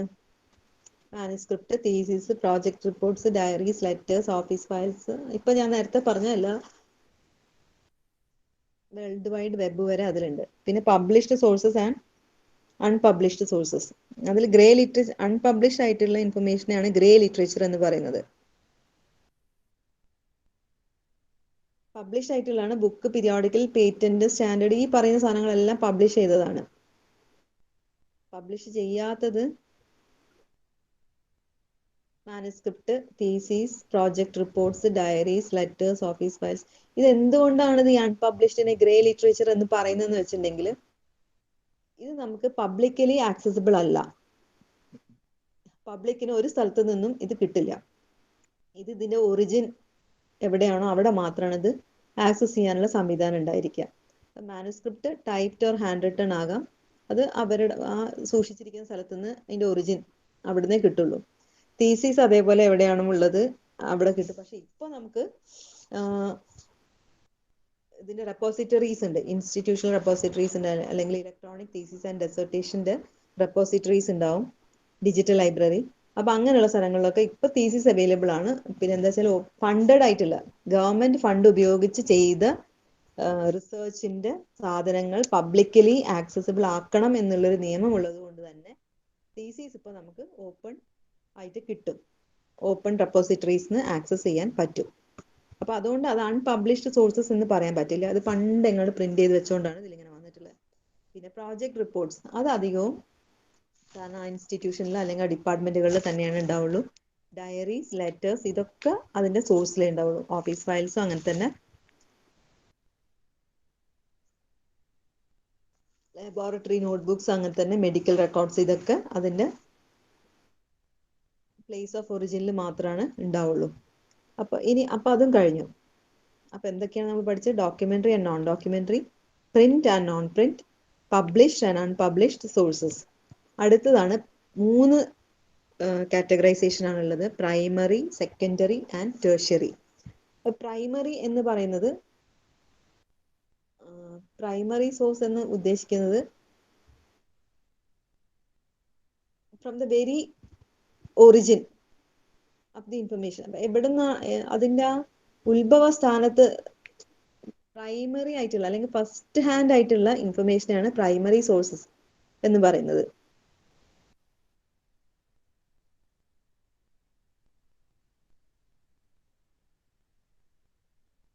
അപ്പൊ എങ്ങനെയായിരിക്കും പ്രൈമറി? ഇപ്പൊ ഒരു റിസർച്ച് റിപ്പോർട്ട് അല്ലെങ്കിൽ ഒരു തീസിസ് അതെന്താണ്? പ്രൈമറി സോഴ്സ് ആണ്. ഒരു മാനുസ്ക്രിപ്റ്റ് പ്രൈമറി സോഴ്സ് ആണ്. അപ്പൊ അതിന്റെ ഈ ഒറിജിനൽ ആയിട്ട് അല്ലെങ്കിൽ അതിന്റെ എവിടുന്നാണോ എറൈസ് ചെയ്യുന്നത് from the very beginning of its origin അവിടുന്ന് കിട്ടുന്ന ഇൻഫർമേഷൻ എല്ലാം പ്രൈമറി സോഴ്സ് എന്ന് പറയുന്നു. അതല്ലാണ്ട് ഉള്ളതിനെ സെക്കൻഡറി എന്ന് പറയുന്നു. അപ്പൊ പ്രൈമറി നിങ്ങൾക്ക് മനസ്സിലായി കാണുമെന്ന് വിചാരിക്കുന്നു. From the very beginning or from the very origin, place of origin of the information ആണ് പ്രൈമറി സോഴ്സസ്. ഒരു എക്സാമ്പിൾ ഞാൻ പറയാം. തീസിസ് തന്നെയാണ് ഒരു എക്സാമ്പിൾ. പിന്നെ ലെറ്റേഴ്സ്, മാനുസ്ക്രിപ്റ്റ് അങ്ങനെയുള്ളതൊക്കെ അതിൽ വരും. അടുത്തതാണ് സെക്കൻഡറി സോഴ്സസ്. സെക്കൻഡറി സോഴ്സ് എന്ന് പറഞ്ഞിട്ടുണ്ടെങ്കിൽ ഇപ്പൊ ഒരു ജേണൽ ആർട്ടിക്കിളും പ്രൈമറി സോഴ്സ് ആണ്. ഫസ്റ്റ് ആയിട്ട് പബ്ലിഷ് ചെയ്യുന്നത് ജേണലിലാണ്. അപ്പൊ അത് ഇപ്പം ഒരു എക്സാമ്പിൾ എബ്സ്ട്രാക്ട്സ് ഉണ്ടാവും. ഇന്ത്യൻ സയൻസ് എബ്സ്ട്രാക്ട് ഉണ്ടാവും. ലൈബ്രറി ഇൻഫർമേഷൻ സയൻസ് എബ്സ്ട്രാക്ട്സ് ഉണ്ടാവും. എബ്സ്ട്രാക്ട്സ് പറഞ്ഞാൽ എന്താണ്? അതിൽ ഫുൾ ടെക്സ്റ്റ് ആർട്ടിക്കിൾ ഉണ്ടാവില്ല. ഒരാൾ എഴുതിയ ആർട്ടിക്കിൾ മുഴുവനായിട്ട് അതിലുണ്ടാവില്ല. അതിന്റെ ബിബ്ലിയോഗ്രാഫിക് ഡീറ്റെയിൽസും അതിന്റെ അബ്സ്ട്രാക്ട് മാത്രമേ അതിലുണ്ടാവുള്ളൂ. അപ്പൊ എന്തുകൊണ്ടാണ് സെക്കൻഡറി എന്ന് പറയുന്നത്? The secondary source will direct you to the primary source. അതിൽ ഏത് ജേണലിൽ വന്നു, ഏത് വോളിയം, ഏത് ഇഷ്യൂ, പേജ് നമ്പേഴ്സ്, ആരെഴുതി, ടൈറ്റിൽ എന്താണ്, ഇത്രയും അതിന്റെ അബ്സ്ട്രാക്റ്റും ഇത്രയും ഇൻഫർമേഷൻ ആണ് സെക്കൻഡറി സോഴ്സസിൽ ഉണ്ടാവുക. അപ്പൊ സെക്കൻഡറി സോഴ്സസിന്റെ എക്സാമ്പിൾ ആണ് ഞാൻ ഇപ്പൊ പറഞ്ഞത്. ലൈബ്രറീസ് ആൻഡ് ഇൻഫർമേഷൻ സയൻസ് എബ്സ്ട്രാക്ട്സ് എന്ന് പറഞ്ഞ ഒരു പബ്ലിക്കേഷൻ ഉണ്ട്. ലിസ എന്നാണ് അതിന്റെ പേര്. പിന്നെ ഇന്ത്യൻ സയൻസ് എബ്സ്ട്രാക്ട്സ് ഉണ്ട്, സോഷ്യൽ സയൻസ് എബ്സ്ട്രാക്ട്സ് ഉണ്ട്. അപ്പൊ അങ്ങനെയുള്ള ഈ എബ്സ്ട്രാക്റ്റുകൾ നമ്മൾ നോക്കുമ്പോൾ നമുക്ക് വേണ്ട ഒരു ആർട്ടിക്കിൾ അതിൽ കാണുകയാണ്. അപ്പൊ ഒരു പർട്ടിക്കുലർ ആർട്ടിക്കിൾ അതിലുണ്ട്, അതിന്റെ അബ്സ്ട്രാക്ട് വായിച്ചു, ഓക്കെ നമുക്ക് വേണ്ടതാണ്, ഇതിന്റെ പഠനത്തിന് ആവശ്യമുള്ളതാണ്. അപ്പൊ നമ്മൾ എന്ത് നോക്കും? ഏത് ജേണലിലാണ് വന്നത്, എത്രാമത്തെ ഇഷ്യൂ, ഏത് ഡേറ്റ്, എത്ര പേജ് നമ്പർ. അപ്പൊ എന്താണ്? This will direct you to the primary source. അപ്പൊ അതുകൊണ്ട് തന്നെ ഇത് സെക്കൻഡറി ആണ്. ഇത് കിട്ടിക്കഴിഞ്ഞാലാണ് മറ്റേലേക്ക് നമുക്ക് എത്താൻ പറ്റുള്ളൂ. അതർവൈസ് നമുക്ക് ഡയറക്റ്റ്ലി ആ ജേണലിലേക്ക് പോകാം. പക്ഷെ ആ ജേണൽ ഉണ്ടോ ഇല്ലയെന്നുള്ളത് നമുക്ക് അറിയുന്നില്ല. പക്ഷെ ഇത് നോക്കുമ്പോഴാണ് നമ്മൾ അറിയുന്നത്. അപ്പൊ അതുകൊണ്ടാണ് ഇതിനെ സെക്കൻഡറി സോഴ്സ് എന്ന് പറയുന്നത്. ഇനി ടെർഷ്യറി സോഴ്സ് എന്താ നോക്കാം.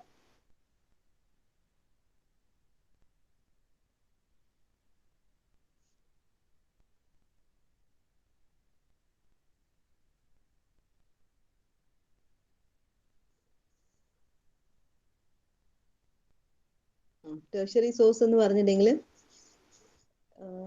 ഇപ്പൊ ഞാൻ പറഞ്ഞു ഇപ്പൊ സെക്കൻഡറി സോഴ്സസ് അബ്സ്ട്രാക്ട് നോക്കുമ്പോൾ നമുക്ക് പ്രൈമറി സോഴ്സിലേക്ക് പോകാൻ പറ്റും. ഇൻ ദ സെയിം വേ ഈ tertiary source will direct you to the secondary source. ഇത് ടേർഷ്യറി എന്ന് പറയുന്നത് മൂന്നാം ഘട്ടമാണ്. പ്രൈമറി ആദ്യഘട്ടമാണ്, സെക്കൻഡറി രണ്ടാമത്തെയാണ്, ടേർഷ്യറി തേർഡ് ഫേസ് ആണ്. അപ്പൊ ഈ ഒരു തേർഡ് ഫേസിലുള്ള ഒരു ബിബ്ലിയോഗ്രഫി ഓഫ് ബിബ്ലിയോഗ്രഫീസ് ഒരു എക്സാമ്പിൾ ആണ്. ബിബ്ലിയോഗ്രഫി എന്ന് പറഞ്ഞാൽ ലിസ്റ്റ് ആണ്, ഒരു ഓതർ ടൈറ്റിൽ, അതിൽ ബേസിക് ആയിട്ടുള്ള ഇൻഫർമേഷൻസ് വെച്ചിട്ടുള്ള ഡീറ്റെയിൽസ് ഉള്ള ഒരു ലിസ്റ്റ് ആണ് ബിബ്ലിയോഗ്രഫി എന്ന് പറയുന്നത്. ആ ബിബ്ലിയോഗ്രഫി ഓഫ് ബിബ്ലിയോഗ്രഫീസ് എന്ന് പറഞ്ഞിട്ടുണ്ടെങ്കിൽ ഒരുപാട് ഇപ്പൊ പ്രസന്റ് ലൈബ്രറീസിനെ കുറിച്ചുള്ള ബിബ്ലിയോഗ്രഫി ഉണ്ടെന്ന് വിചാരിക്കാം, അല്ലെങ്കിൽ പബ്ലിക് ലൈബ്രറീസ് ഇൻ കേരള, അതിന്റെ ഒരു ബിബ്ലിയോഗ്രഫി ഉണ്ട്. ബിബ്ലിയോഗ്രഫി പറഞ്ഞാൽ അതിനെ കുറിച്ചുള്ള ലേഖനങ്ങളുടെ ഒരു ലിസ്റ്റ് ആണ്. അപ്പൊ ആ ലിസ്റ്റിനെ കുറിച്ച് വേറൊരു ബിബ്ലിയോഗ്രഫിക്കൽ ഡാറ്റാബേസ് ഉണ്ട് വിചാരിക്കാം, ബിബ്ലിയോഗ്രഫി ഓഫ് ബിബ്ലിയോഗ്രഫീസ്. അപ്പൊ അതിലുണ്ട് പബ്ലിക് ലൈബ്രറിയെ കുറിച്ചിട്ടുള്ള ബിബ്ലിയോഗ്രഫി, ഇത്ര ഇത് ഇഷ്യൂ, ഇത്ര വോളിയം, ഇത്ര ഇത് പ്രസന്റ് ലൈബ്രറിനെ കുറിച്ചിട്ടുള്ളത്. അപ്പൊ ഇത് നോക്കുമ്പോൾ നമുക്ക് ഇത്രയും ഇൻഫർമേഷൻസ് കിട്ടും. അപ്പൊ ഈ ടേർഷ്യറി സോഴ്സ് നമ്മളെ ഡയറക്റ്റ് ചെയ്യുന്നത് സെക്കൻഡറി സോഴ്സിലേക്കാണ്.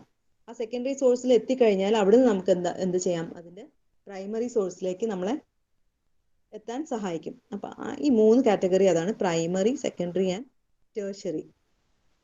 ഇനിയാണ് ഞാൻ പറഞ്ഞു നേരത്തെ മാക്രോ ആൻഡ് മൈക്രോ. രംഗനാഥന്റെ ക്ലാസിഫിക്കേഷൻ ആണ്, ഗ്രോഗന്റെ ആണ് നമ്മൾ ഇത്രയും നേരം സംസാരിച്ചുകൊണ്ടിരുന്നത്. അതിൽ ഈ മാക്രോ ആൻഡ് മൈക്രോ രംഗനാഥനെയാണ്, കൺവെൻഷണൽ ആൻഡ് നോൺ കൺവെൻഷണൽ അത് ഞാൻ നേരത്തെ പറഞ്ഞതാണ്. പിന്നെ ബുക്സ് അങ്ങനെയുള്ളതൊക്കെ കൺവെൻഷനലും, ഈ റിസോഴ്സസ് അത് അങ്ങനെയുള്ളത് നോൺ കൺവെൻഷനലും ആണ്. അപ്പോൾ ഇനി അടുത്തതാണ് കാറ്റഗറൈസേഷൻ ഓഫ് സോഴ്സസ് ബൈ ഗ്രോഗൻ. അപ്പോൾ ഗ്രോഗന്റെ ക്ലാസിഫിക്കേഷൻ, ഈ ഇതും നിങ്ങൾക്ക് ചിലപ്പോൾ എക്സാമിന് വരാൻ സാധ്യതയുണ്ട്, രംഗനാഥന്റെയും ഗ്രോഗന്റെയും. അപ്പൊ ഗ്രോഗൻ പറയുന്നത് പ്രൈമറി, സെക്കൻഡ് അതാണ് പറയുന്നത്. പ്രൈമറി സോഴ്സിൽ പറയുന്നു പീരിയോഡിക്കൽസ്, പ്രൈമറി അതിൽ വരുന്ന patents, standards, trade literature, thesis and ഡിസർട്ടേഷൻസ്, നേരത്തെ നമ്മൾ പറഞ്ഞ സാധനങ്ങൾ തന്നെ. വെരി ഒറിജിൻ ഇതിൽ തന്നെയുള്ള സാധനങ്ങൾ നമുക്ക് ഇൻഫർമേഷൻ ആയിട്ട് കിട്ടുന്ന അല്ലെങ്കിൽ അങ്ങനത്തെ സോഴ്സസിനെയാണ് പ്രൈമറി എന്ന് പറയുന്നത്. അപ്പൊ പേറ്റന്റ് ഒറ്റൊരു ഇതേ ഉണ്ടാവുള്ളൂ, കാരണം എൻ്റെ പേരിൽ എനിക്ക് അടിച്ചു തന്ന പേറ്റന്റ്. സ്റ്റാൻഡേർഡ്, ഗോൾഡ് ഇങ്ങനെ ആയിരിക്കണം എന്നുള്ള ഒരു സ്റ്റാൻഡേർഡ്. ട്രേഡ് ലിറ്ററേച്ചർ, ഇപ്പോൾ ഒരു ഇലക്ട്രോണിക് വെഹിക്കിളിനെ കുറിച്ചുള്ളതാണെങ്കിൽ ആ ട്രേഡ് ലിറ്ററേച്ചർ അതാണ് അതിന്റെ ഫസ്റ്റ് ആൻഡ് ഫോർമോസ്റ്റ് ഇൻഫർമേഷൻ. അപ്പൊ അങ്ങനെയുള്ളതിനെയാണ് പ്രൈമറി സോഴ്സ് എന്ന് പറയുന്നത്. അപ്പൊ ഗ്രോഗന്റെ ഫസ്റ്റ് ക്ലാസിഫിക്കേഷൻ പ്രൈമറി സോഴ്സ് ആണ് ഇപ്പൊ ഈ പറഞ്ഞത്. പിന്നെ സെക്കൻഡറി സോഴ്സസ് ആണ് അടുത്ത്, അത് നമ്മളിപ്പോൾ പറഞ്ഞു കഴിഞ്ഞു. അതിൽ ഈ പറഞ്ഞ periodicals, non primary, abstracting service, indexing service, review of progress.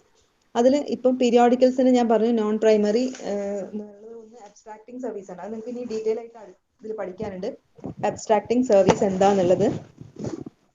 അബ്സ്ട്രാക്ടിങ് service എന്ന് പറഞ്ഞിട്ടുണ്ടെങ്കിൽ ഇപ്പോൾ പർട്ടിക്കുലർ സബ്ജക്റ്റ്, ഇപ്പോൾ ലൈബ്രറി, ഞാൻ ഇപ്പോൾ ലിസ പറഞ്ഞു library and information science abstracts. എന്താണെന്ന് പറഞ്ഞാൽ ലൈബ്രറി സയൻസിൽ ഇറങ്ങുന്ന ജേർണലുകളിൽ വരുന്ന ആർട്ടിക്കിൾസ്.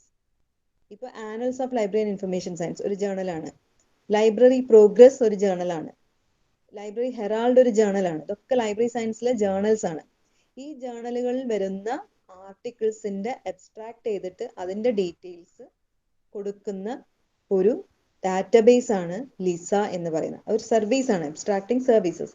അത് നോക്കിയാൽ നമുക്ക് മനസ്സിലാവും ഏതെല്ലാം ഏരിയയിൽ ഏതെല്ലാം പബ്ലിക്കേഷൻ, എത്ര ആർട്ടിക്കിൾ വന്നിട്ടുണ്ടെന്നുള്ളത്. പിന്നെ ഇൻഡെക്സിങ് സർവീസ്. ഇൻഡെക്സിങ് എന്ന് പറഞ്ഞാൽ സബ്ജക്ട് ഇൻഡെക്സിങ് ആണ്. കീവേഡ് നമ്മൾ അതൊക്കെ നിങ്ങളിപ്പം ഇപ്പം നിങ്ങൾക്ക് പറഞ്ഞൊരു കാര്യമില്ല. ഇൻഡെക്സിങ് എന്ന് പറഞ്ഞാൽ സബ്ജക്ട് ഇൻഡെക്സിങ് ആണ് ഇപ്പൊ ഇതിൽ ഉദ്ദേശിക്കുന്നത്. അതിൽ ഓരോ കീവേഡിനും ഇപ്പം ഞാനൊരു പ്രസന്റ് ലൈബ്രറി എന്ന് നോക്കിക്കഴിഞ്ഞാൽ എനിക്ക് എൻ്റെ ഏരിയയിൽ അല്ലെങ്കിൽ ആ ഏരിയയിൽ എത്രമാത്രം പബ്ലിക്കേഷൻസ് ഈ ഒരു പീരിയഡിൽ ഉണ്ടായിട്ടുണ്ട് എന്നുള്ളത് മനസ്സിലാക്കാൻ പറ്റും. ഓക്കെ. പിന്നെ reviews of progress, research in progress,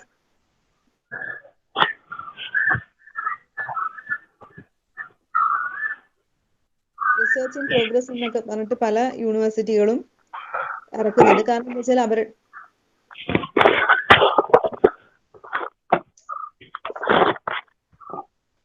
Shiji എന്തെങ്കിലും ചോദിക്കാനുണ്ടോ?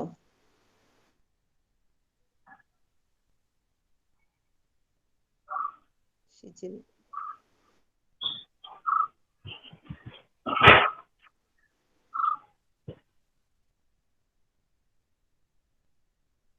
ഓക്കെ. അപ്പൊ റിവ്യൂസ് ഓഫ് പ്രോഗ്രസ് അല്ലെങ്കിൽ റിസർച്ച് ഇൻ പ്രോഗ്രസ് അങ്ങനെയുള്ള ഒരു പല യൂണിവേഴ്സിറ്റികളും അല്ലെങ്കിൽ റിസർച്ച് ആൻഡ് ഡെവലപ്മെന്റ് ഇൻസ്റ്റിറ്റ്യൂഷൻസ് ഇത് പീരിയോഡിക്കലി അവർ ഇറക്കാറുണ്ട്. കാരണം എന്താണെന്ന് വെച്ചാൽ ഇപ്പൊ ഓൺഗോയിങ് റിസർച്ച്, ഇപ്പൊ ഒരാൾ ഒരു റിസർച്ച് നടത്തിക്കൊണ്ടിരിക്കുകയാണ്. അയാളിപ്പോ നടത്തുന്ന റിസർച്ച് എന്താന്ന് വെച്ചിട്ടുണ്ടെങ്കിൽ നെല്ലിൽ വരുന്ന കീടങ്ങളെ കുറിച്ചിട്ടുള്ള ഒരു പഠനമാണെന്ന് വിചാരിക്കുക. അപ്പൊ ആ ഒരു പഠനം നടത്തുമ്പോൾ അത് ഒരേ ഗവൺമെന്റിന്റെ ഫണ്ട് ഉപയോഗിച്ചിട്ടായിരിക്കാം. ചിലപ്പോൾ സ്കോളർഷിപ്പ് കൊടുത്തിട്ടുണ്ടാവും, ഗ്രാന്റ് കൊടുത്തിട്ടുണ്ടാവും. അങ്ങനെ പൈസ സർക്കാർ ചെലവാക്കിയിട്ട് ചെയ്യുന്ന ഒരു റിസർച്ച് അവിടെ ഓൺഗോയിങ് ആണ്.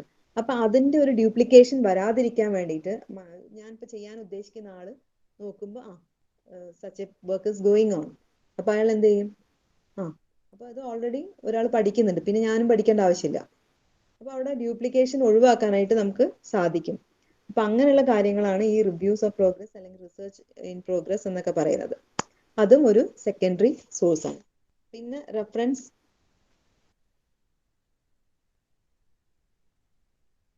ബുക്സ്. എന്താണ് ഈ റെഫറൻസ്?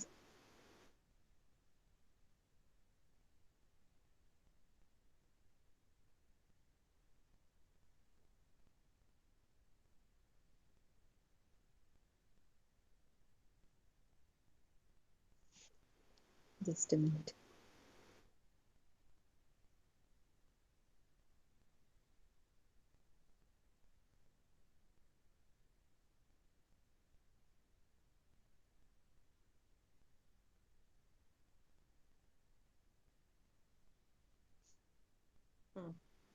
നമ്മളിപ്പോ പറഞ്ഞുകൊണ്ടിരുന്ന ഇവിടെ റെഫറൻസ് ബുക്ക് എന്ന് പറയുന്ന encyclopedia, dictionary, handbook, tab, map അങ്ങനെയുള്ള സാധനങ്ങളൊക്കെയാണ്.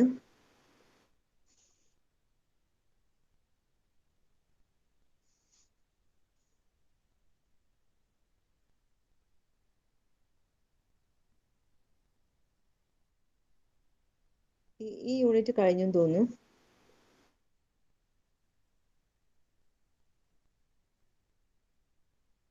ഈ ബോൺ ആൻഡ് സ്മിത്ത് അതൊന്നും ഞാൻ പറയുന്നില്ല, കാരണം അതൊക്കെ സിമിലർ തന്നെയാണ്.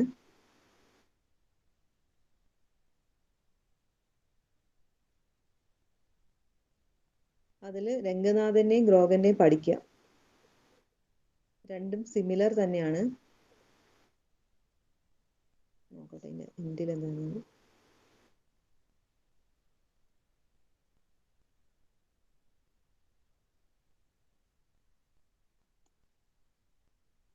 ഓക്കെ. അപ്പൊ അതിന്റെ എൻഡിൽ കുറച്ച് ക്വസ്റ്റ്യൻസും കീവേഡ്സ് ഒക്കെ ഉണ്ട് ടെക്സ്റ്റിന്റെ.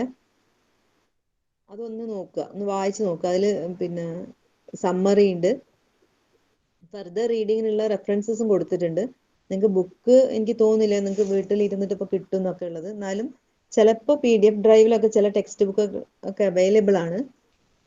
അങ്ങനെ ഉണ്ടെങ്കിൽ അതൊക്കെ ഒന്ന് വായിച്ചു നോക്കുക. വളരെ സിമ്പിൾ ആയിട്ടുള്ള വേർഡിങ്സ് ആയിരിക്കും അതിലുണ്ടാവുക. ഇത് ഇഗ്നോന്റെ ബുക്ക് കുറച്ചും കൂടി കോപ്പി പേസ്റ്റ് പോലെ കുറച്ച് ടഫാണ് ഇത് വായിച്ച് മനസ്സിലാക്കാൻ. അതുകൊണ്ട് തന്നെ നിങ്ങൾ വേറെ ഏതെങ്കിലും സിമ്പിൾ ആയിട്ടുള്ള, ഫോർ എക്സാമ്പിൾ ഞാൻ പറഞ്ഞുതരാം. ഈ പാഠശാല എന്ന് പറഞ്ഞൊരു സൈറ്റ് ഉണ്ട്.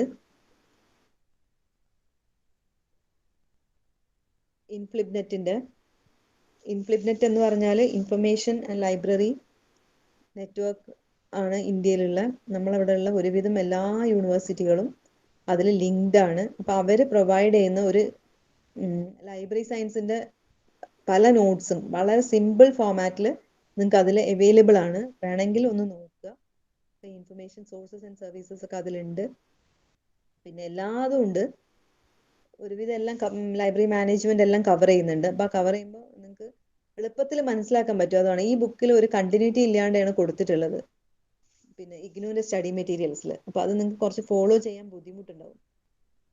കാരണം പ്രത്യേകിച്ച് നിങ്ങളിപ്പോൾ ഒരു തുടക്കക്കാരായതുകൊണ്ട് നിങ്ങൾക്ക് സിമ്പിൾ ആയിട്ടുള്ള ഒരു ഫോമാറ്റിലാണ് കിട്ടേണ്ടത്.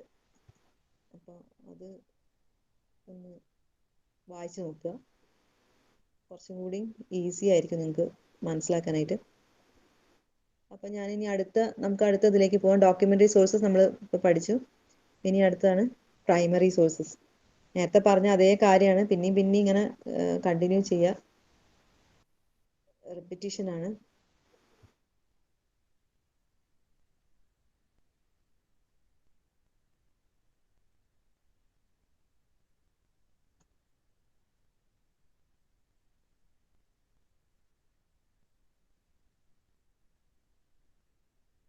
ഇതൊക്കെ ചിലപ്പോൾ എസ്സേ ആയിട്ട് വരാം. ഇത്രയും പറഞ്ഞാൽ നിങ്ങൾക്ക് എന്തെങ്കിലും ഡൗട്ട് ഉണ്ടോ? ഞാൻ കാരണം അടുത്ത യൂണിറ്റിലേക്കാണ് പോണത്. എന്തെങ്കിലും സംശയങ്ങളുണ്ടോ?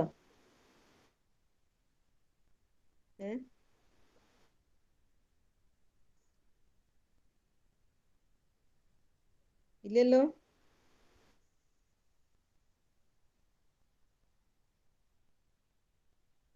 ഓക്കെ, നമുക്ക് അടുത്ത യൂണിറ്റിലേക്ക് പോകാം. നെക്സ്റ്റ് യൂണിറ്റ് ആണ്. ഞാനൊരു PPT ഇതിൽ ഷെയർ ചെയ്യാന്ന് വിചാരിച്ചാണ്, പിന്നെ റെഡി ആയിട്ടില്ല. ഞാനിപ്പോൾ നിങ്ങൾക്ക് ക്ലാസ് ഉള്ളതുകൊണ്ട് മാത്രം ഞാനിന്ന് കാലിക്കറ്റിൽ ഇത് ഇപ്പോൾ ഒരു 1:30 ആയിട്ടുണ്ട് എത്തുമ്പോൾ. പിന്നെ അപ്പോൾ ആണെങ്കിൽ ലാപ്പും ശരിയാവുന്നില്ല, ഒന്നും ശരിയാവുന്നില്ല. നമുക്ക് അടുത്ത ക്ലാസ്സിൽ ഞാൻ നിങ്ങൾക്ക് ഷെയർ ചെയ്ത് തരാം. എവിടെ കൊണ്ട് തരാനൊന്നും സമയമില്ല.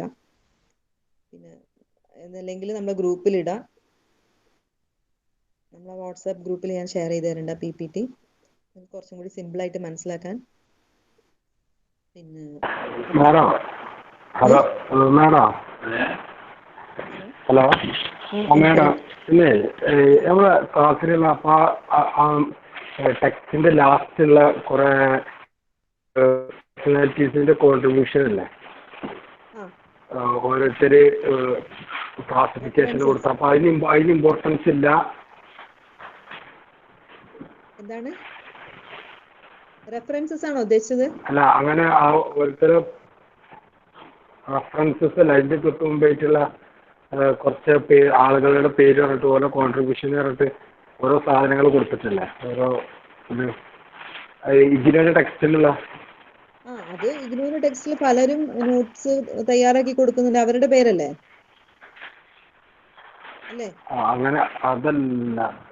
ഓക്കെ, അപ്പം എൻ്റെ കയ്യിൽ ടെക്സ്റ്റിൽ ഞാൻ ഓക്കെ, ഞാൻ നെക്സ്റ്റ് ക്ലാസ്സിൽ ഷെയർ ചെയ്യാം സാർ. ആയിക്കോട്ടെ. ഈ നിങ്ങളെ യൂണിറ്റിന്റെ ആണ് പറയുന്നത്? ഏറ്റവും യൂണിറ്റിന്റെ അതിൽ തന്നെ ഒരു യൂണിറ്റിന്റെ ഏറ്റവും അവസാനം റെഫറൻസസ് ആൻഡ് ഫർദർ റീഡിംഗ് ആണോ?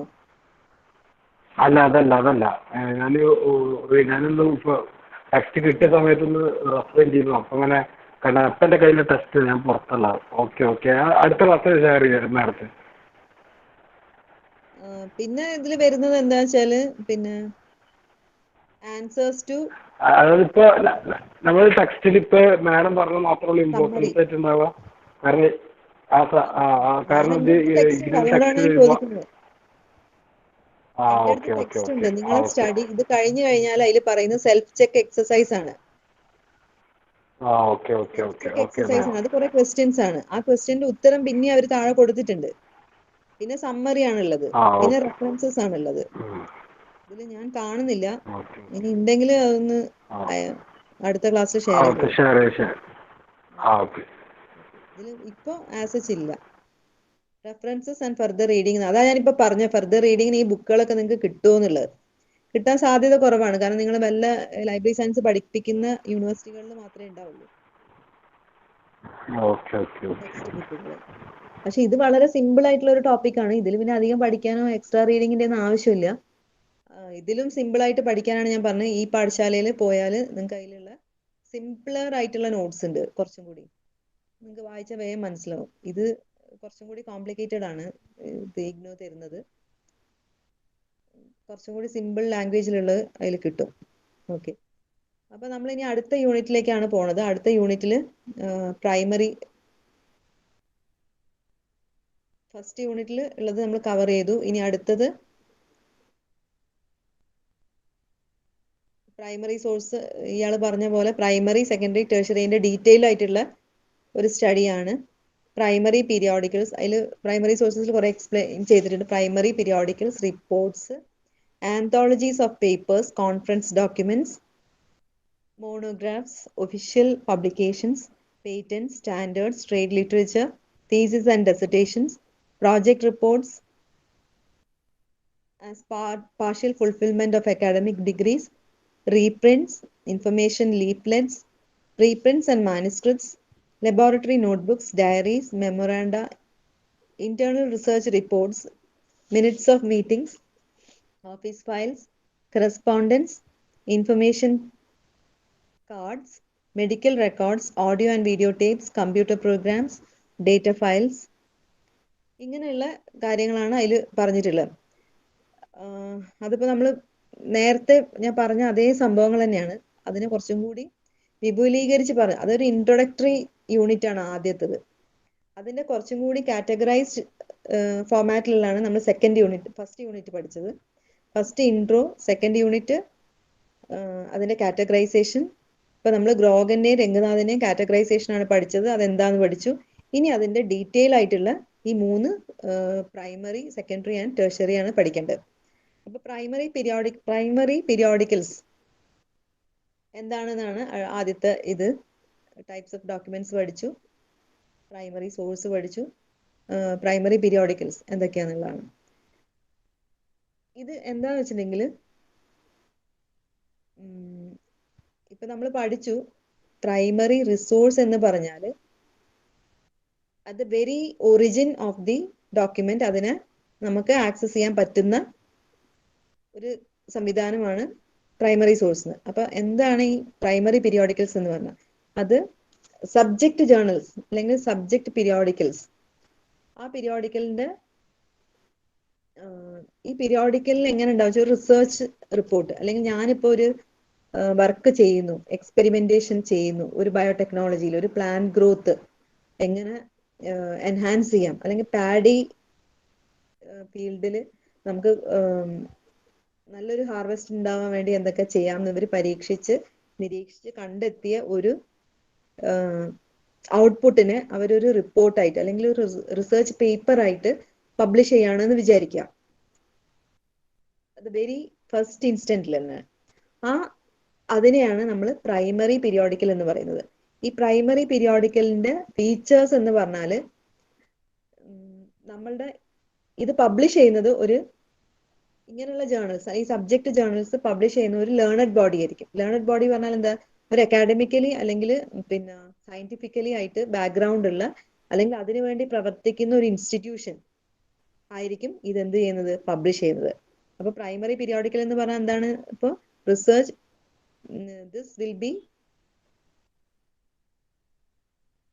this will stand for publishing research articles only. അതാണ് ഒന്നാമത്തെ ഫീച്ചർ. ഇനി രണ്ടാമത്തെന്ന് പറഞ്ഞിട്ടുണ്ടെങ്കിൽ this will be published by a learned body, maybe private or commercial. രണ്ടും ആകാം, പ്രൈവറ്റ് ആകാം, കമേഴ്ഷ്യൽ ആവാം, ഗവൺമെന്റ് ആയിരിക്കാം. ഈ 3 തരത്തിലുള്ള ഓർഗനൈസേഷൻസ് പബ്ലിഷ് ചെയ്യുന്ന ഇതിന്റെ പെക്യുലാരിറ്റി എന്ന് പറഞ്ഞാൽ it has to be a learned body. ഒരു അക്കാഡമിക് ആയിട്ടുള്ള അല്ലെങ്കിൽ ഒരു റിസർച്ച് ഓറിയന്റഡ് ആയിട്ടുള്ള ഒരു ഇൻസ്റ്റിറ്റ്യൂഷൻ ആയിരിക്കണം, whether publicly or privately owned. പിന്നെ ആർട്ടിക്കിളിന്റെ പ്രത്യേകത എന്ന് പറഞ്ഞാൽ എന്തെങ്കിലും there has to be something new. ഇതിന്റെ കണ്ടന്റ് ന്യൂ ഇന്റർപ്രിട്ടേഷൻസ് അല്ലെങ്കിൽ ഒരു പുതിയ കണ്ടുപിടുത്തം അല്ലെങ്കിൽ ഒരു പോളിസി, ഒരു തിയറി, ഒരു എന്തെങ്കിലും ഒരു പുതുമ ഇതിലുണ്ടായിരിക്കണം. ഒരു റിസർച്ച് ഔട്ട്പുട്ടിനെ ആളുകളിൽ എത്തിക്കുന്ന ഒരു ആർട്ടിക്കിൾ ആയിരിക്കണം ഈ തരത്തിലുള്ള ഒരു പ്രൈമറി പീരിയോഡിക്കൽ പബ്ലിഷ് ചെയ്യേണ്ടത്. പിന്നെ വേറൊന്ന്, ഇപ്പൊ ഇമ്പാക്ട് ഫാക്ടർ എന്നൊക്കെ പറഞ്ഞ കുറെ കാര്യങ്ങളുണ്ട്. പിന്നെ റിസർച്ച് മെട്രിക്സ്, പബ്ലിക്കേഷൻ മെട്രിക്സ്, അങ്ങനെ കുറെ കാര്യങ്ങളുണ്ട്. പക്ഷെ അതൊന്നും ഇപ്പൊ നിങ്ങൾക്ക് ഞാൻ പറഞ്ഞാൽ മനസ്സിലാവില്ല. അതുകൊണ്ട് തന്നെ ഈ വരുന്ന ആർട്ടിക്കിൾസ് ഒക്കെ ഹൈ സ്റ്റാൻഡേർഡ് ആയിരിക്കണം. ഈ ജേർണലിന്റെ അല്ലെങ്കിൽ ആർട്ടിക്കിളിന്റെ സ്റ്റാൻഡേർഡ് മെഷർ ചെയ്യുന്ന ഒരു മെട്രിക്സ് ആണ് ഇപ്പൊ ഞാൻ പറഞ്ഞ ഇമ്പാക്ട് ഫാക്ടർ എന്ന് പറയുന്നത്. ഇമ്പാക്ട് ഫാക്ടർ, ഓതർ ഇമ്പാക്ട്, അങ്ങനെ ഐറ്റൻ ഇൻഡെക്സ്, എച്ച് ഇൻഡെക്സ്, അങ്ങനെ കുറെ ഇത് അളക്കാനുള്ള മാനദണ്ഡങ്ങളുണ്ട്. ആ മാനദണ്ഡങ്ങൾ നിങ്ങൾക്ക് പഠിക്കാനായിട്ടില്ല. പക്ഷെ സ്റ്റിൽ ഈ ഇങ്ങനത്തെ ഒരു പ്രൈമറി പീരിയോഡിക്കൽ പബ്ലിഷ് ചെയ്യുന്നത് ഈ പബ്ലിഷ് ചെയ്യുന്ന ആർട്ടിക്കിൾ എന്താണ് ഹൈ സ്റ്റാൻഡേർഡ് ഉള്ളതായിരിക്കണം. അതിന്റെ പിന്നെ വേറൊരു കാര്യം കൂടി ശ്രദ്ധിക്കാനുള്ളത് ഇവരുടെ ഒരു ഇതിന്റെ ഈ ആർട്ടിക്കിൾ പബ്ലിഷിംഗ് പോളിസീസ് ഉണ്ടാവും ഇവർക്ക് ഓരോ ജേർണലിലും. അപ്പൊ അതിൽ റെഫറൻസിങ് സ്റ്റൈൽ അല്ലെങ്കിൽ റെഫറൻസിങ് പ്രൊസീജിയർ, റെഫറൻസിങ് എന്ന് പറഞ്ഞാൽ APA ALA ചിക്കാഗോ സ്റ്റൈൽ, അങ്ങനെ ഓരോ സ്റ്റൈൽ ഈ നമ്മൾ ലാസ്റ്റ് കൊടുക്കൂലേ റെഫറൻസ് എന്ന് പറഞ്ഞിട്ട്. നിങ്ങൾ സ്കൂളുകളിലൊക്കെ ഒരു പ്രോജക്റ്റ് ഒക്കെ സബ്മിറ്റ് ചെയ്യുമ്പോൾ അതിന്റെ അടിയിൽ റെഫറൻസസ് എവിടെ നിന്നൊക്കെ നിങ്ങൾ ഇൻഫർമേഷൻ കളക്ട് ചെയ്തിട്ടുണ്ട് എന്നുള്ളത് കൊടുക്കുന്നതിനാണ് റെഫറൻസിങ് എന്ന് പറയുന്നത്, അല്ലെങ്കിൽ റെഫറൻസ് ലിസ്റ്റ് എന്ന് പറയുന്നത്. അപ്പൊ ഈ ഇങ്ങനെയുള്ള ഇങ്ങനെയുള്ള പ്രൈമറി പീരിയോഡിക്കൽസിന് അവരുടേതായിട്ടുള്ള എന്തുണ്ടാവും, റെഫറൻസിങ് മാനദണ്ഡങ്ങൾ അവർ ഫോളോ ചെയ്യുന്നുണ്ടാവും. പിന്നെ വേറൊന്ന്, ഇതിൽ എന്ത് ചെയ്യണം, ഈ അഡ്രസ്സ് നമ്മൾ ആരാണോ പബ്ലിഷ് ചെയ്യുന്നത് അവരുടെ അഡ്രസ്സ്, അവരുടെ ഇൻസ്റ്റിറ്റ്യൂഷൻ, ഇമെയിൽ ID അതെല്ലാം അതിൽ കൊടുത്തിരിക്കണം. കാരണം എന്തെങ്കിലും ഒരു ക്വറി, ഇപ്പൊ ഞാൻ നെല്ലിന് ഇത്രയും വിളവുണ്ടാകാനുള്ള ഒരു ഇത് കണ്ടുപിടിച്ചു എന്ന് പറഞ്ഞിട്ട് എഴുതിയ ഒരു ആർട്ടിക്കിൾ ആണെന്ന് വിചാരിക്കുക. അത് വായിക്കുന്ന ഒരാൾക്ക് എന്തെങ്കിലും ഡൗട്ട്സ് വന്നിട്ടുണ്ടെങ്കിൽ എന്നോട് ചോദിക്കാൻ കഴിയുന്ന തരത്തിൽ എൻ്റെ അഡ്രസ്സ് അതിൽ അല്ലെങ്കിൽ ഇമെയിൽ ID, ഫോൺ നമ്പർ അതിൽ കൊടുത്തിരിക്കണം. ഓതറിന്റെ ഒതന്റിസിറ്റി അല്ലെങ്കിൽ ഐഡന്റിഫിക്കേഷൻ അതിൽ കൊടുക്കണം. പിന്നെ പിന്നെ വേറെന്താണെന്ന് വെച്ചാൽ ഈ ആർട്ടിക്കിൾ എന്ന് റിസീവ് ചെയ്തു, എന്നാണ് ഇതിനെ നമ്മൾ അപ്രൂവ് ചെയ്തത്, എന്നാണ് ഇതിനെ പബ്ലിഷ് ചെയ്തത്, ഇത് അവരുടെ ആർട്ടിക്കിളിന് മുകളിൽ ഇൻഡിക്കേറ്റ് ചെയ്തിരിക്കണം. The date of receipt of the article is generally indicated. ഇപ്പൊ ഓൺലൈൻ ജേർണൽസ് ഒക്കെ ആണെങ്കിൽ റിസീറ്റ്, അപ്രൂവൽ, അത് പബ്ലിഷ് ചെയ്ത ഡേറ്റ് മൂന്നും വേണം കാണിക്കണം. പിന്നെ instruction to the authors are generally included. ഇങ്ങനെയുള്ള ജേർണൽസിൽ ഞാൻ പറഞ്ഞു ആദ്യം തന്നെ അവർക്ക് ചില മാനദണ്ഡങ്ങൾ ഉണ്ടാവും, അതുകൊണ്ട് തന്നെ എങ്ങനെ പബ്ലിഷ് ചെയ്യണം എന്നുള്ളത് അതിൽ ഓതർ ഇൻസ്ട്രക്ഷൻസ് കാണിക്കണം. പിന്നെ ലിസ്റ്റ് ഓഫ് റെഫറൻസസ് ഞാൻ നേരത്തെ പറഞ്ഞു എങ്ങനെ കൊടുക്കണം എന്നുള്ള. ഇപ്പൊ APA സ്റ്റൈല് സോഷ്യൽ സയൻസിനും ലിറ്ററേച്ചറിനും വേറെ വേറെ സ്റ്റൈലുകളുണ്ട്. MLA സ്റ്റൈലുണ്ട് ലാംഗ്വേജിന്. അങ്ങനെ ഓരോ സ്റ്റൈലിനൊക്കെ നിങ്ങൾ ഫ്യൂച്ചറിൽ പഠിക്കും. അപ്പൊ അതിന്റെ സ്റ്റൈൽ മാനുവൽസ് അനുസരിച്ച് കൊടുത്തിരിക്കണം. അതിന് നമ്മൾ പറയുന്ന പേരാണ് സ്റ്റൈൽ മാനുവൽസ്. ഈ റെഫറൻസിങ് സ്റ്റൈല് അഡോപ്റ്റ് ചെയ്യേണ്ടത് എങ്ങനെയെന്ന് നമുക്ക് സ്റ്റൈൽ മാനുവൽസ് നോക്കിയിട്ടാണ് നമ്മൾ മനസ്സിലാക്കേണ്ടത്. പിന്നെ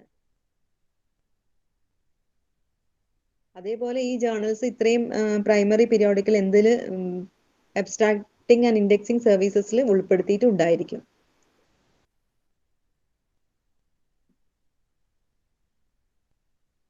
പിന്നെ ഇതിൽ എഡിറ്റോറിയൽ നോട്ട്സ് ഒന്നും അധികം ഉണ്ടാവില്ല. ന്യൂസ്, ഓബിച്ചറീസ് നമ്മൾ സാധാരണഗതിയിൽ കാണും ചില ഓർമ്മകൾ, അതൊന്നും ന്യൂസ് അങ്ങനത്തെ ഒന്നും ഉണ്ടാവില്ല. ഇത് പ്യുവർലി ഫോർ സബ്ജക്റ്റ് ആയിരിക്കും.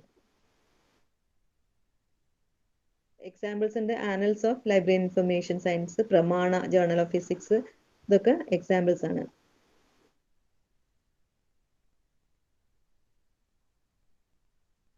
പിന്നെ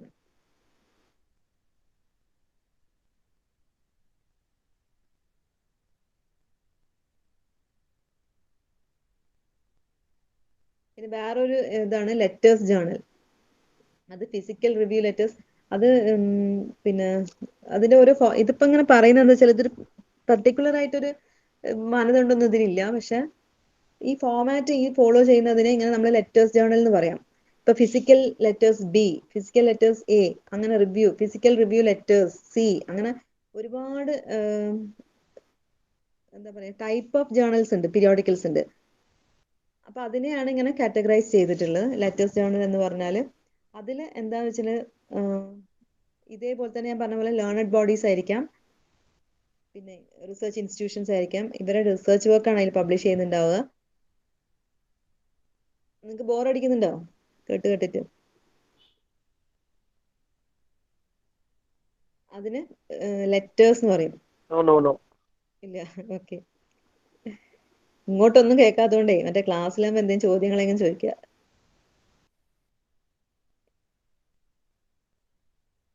ഞങ്ങളെല്ലാരും ചോദിച്ചാൽ മിസ്സിന് ക്ലാസ് എടുക്കാൻ പറ്റില്ല, അതുകൊണ്ട് ഉണ്ടായിരിക്കുന്നത്. ഓ ആയിക്കോട്ടെ. പിന്നെ പക്ഷെ എനിക്ക് ഇങ്ങോട്ട് നിങ്ങൾ എന്തെങ്കിലും ചോദിച്ചാലാണ് എനിക്കൊരു ഇതുണ്ടാവുള്ളൂ. അല്ലെങ്കിൽ ഞാനിങ്ങനെ വൺ സൈഡഡ് ആയിട്ട് പറയല്ലേ. അസൈൻമെന്റ് വെക്കുന്ന പറഞ്ഞു. അസൈൻമെന്റ് വെക്കുന്നതോ? ആ അസൈൻമെന്റ് അതിൻ്റെ അകത്ത് കുറെ ഇല്ലയോ, അതൊക്കെ ഒന്ന് പറഞ്ഞുതരോ. അതിനകത്ത് ഏതൊക്കെയോ പ്രാക്ടിക്കൽസ് ഇല്ല, അതൊക്കെ എപ്പോ നടത്തുക? അതെവിടെയാണ്? അത് എവിടെയാ ഉള്ളത്? അത് പ്രാക്ടിക്കൽസ് നിങ്ങളെ കയ്യിലുണ്ടോ? എന്താണ് ചോദ്യം? അത് മിസ് 9 അസൈൻമെന്റ് 9 കേൾക്കുന്നില്ല. രണ്ട് സബ്ജക്റ്റിന് പ്രാക്ടിക്കൽസ് ഉണ്ട്. ഏതിനാണുള്ളത്? 9 അസൈൻമെന്റ് 224 229. അത് ക്ലാസിഫിക്കേഷൻ ആൻഡ് കാറ്റലോഗിങ് ആണ്. ഇത് ഈ 222 ഉണ്ടോ പ്രാക്ടിക്കൽ? ഇതിന് ഇല്ല. അന്നപ്പോ ഞങ്ങൾ 7 അസൈൻമെന്റ് സെപ്പറേറ്റ് വെക്കണോ? വേണം. ഇതിന് 2 അല്ലേ ഉള്ളത്? 7 മതിയോ? 9 വേണ്ട? അല്ല, അങ്ങനെയല്ല ഞാൻ പറയുന്നത്. ആ പുസ്തകത്തിൽ ഓരോ സബ്ജക്റ്റിനും 2 പേപ്പർ വീതല്ലേ ഉള്ളത്? 2 അസൈൻമെന്റ് വീതല്ലേ ഉള്ളത്? അതെ. അതാ പറഞ്ഞത്, ഓരോ ടോപ്പിക്കിനും 2 അസൈൻമെന്റ് വീതാണ് ഉള്ളത്. അതെ, ഓരോ അസൈൻമെന്റിന് 2 ചോദ്യം ഉള്ളത്. അതെ, അതാ ഞാൻ പറഞ്ഞത്. പക്ഷെ ഞാൻ നിങ്ങൾ എഴുതണം. പ്രാക്ടിക്കൽസ് എവിടുന്നാ ചെയ്യാന്നാ? പ്രാക്ടിക്കൽസ് അത് എടുക്കുന്ന ടീച്ചേഴ്സ് പറഞ്ഞു തരും. നിങ്ങൾക്ക് ക്ലാസിഫിക്കേഷനും കാറ്റലോഗിങ് അല്ലേ, അത് നിങ്ങൾക്ക് പറഞ്ഞു തരും. 3 പ്രാക്ടിക്കൽ അതിനകത്ത് ഉണ്ട് തോന്നുന്നു. അതന്നെ, അത് കാറ്റലോഗിങ് ക്ലാസിഫിക്കേഷനും ആണ്. മാം March 30 ആണല്ലോ സബ്മിഷൻ ഡേറ്റ്. അതിനു മുമ്പ് അപ്പൊ അതിന്റെ ക്ലാസ് ഉണ്ടാവോ? ഉണ്ടാവുമെന്ന് വിചാരിക്കുന്നു. ബിക്കോസ് കുറച്ച് കൺഫ്യൂസിങ് ആയിരുന്നു ലാസ്റ്റ് ഉള്ള അസൈൻമെന്റ്സിന്റെ എന്താ ചെയ്യാന്നുള്ളത്. നിങ്ങളിപ്പോ ഏതെങ്കിലും ആ ഗ്രൂപ്പില് ഗ്രൂപ്പിൽ ഇതിനെ കുറിച്ചൊന്നും അപ്ഡേഷൻ വരുന്നില്ലല്ലോ. നമ്മളൊന്നും അറിഞ്ഞിട്ടല്ലോ കുറെ ആളുകള്. മാമിന് അത് ആ അസൈൻമെന്റ് ഓപ്പൺ ചെയ്തിട്ട് നമുക്ക് ഒരു ബ്രീഫ് തരാൻ പറ്റുന്ന ഇറ്റ് വുഡ് ബി ഹെൽപ്ഫുൾ. കുറച്ച് കൺഫ്യൂസിങ് ആണ്. ഓക്കെ, അതിന് ഒരു കാര്യം ചെയ്യാം. നിങ്ങൾ എല്ലാവരും JDT ആണോ അതോ പിന്നെ JDT ആണ്. അവര് വിളിച്ചിട്ടൊന്നും കിട്ടുന്നില്ല മിസ്സേ. എത്രയാ വിളിക്കുന്നത്? ബിസിയാണ് ഫുൾ ടൈം ലൈൻ. ഗ്രൂപ്പ് ഒന്ന് അഡ്മിനുള്ളിൽ മാറ്റാൻ വേണ്ടി ഒന്നും പറയാമോ? എന്നാ പിന്നെ നമുക്ക് അതിലൊരാളെ ഡിസ്കഷൻ ചോദിച്ചു കഴിഞ്ഞാൽ ആൻസർ കിട്ടുമായിരുന്നു. അതെ. ഏറ്റവും നല്ല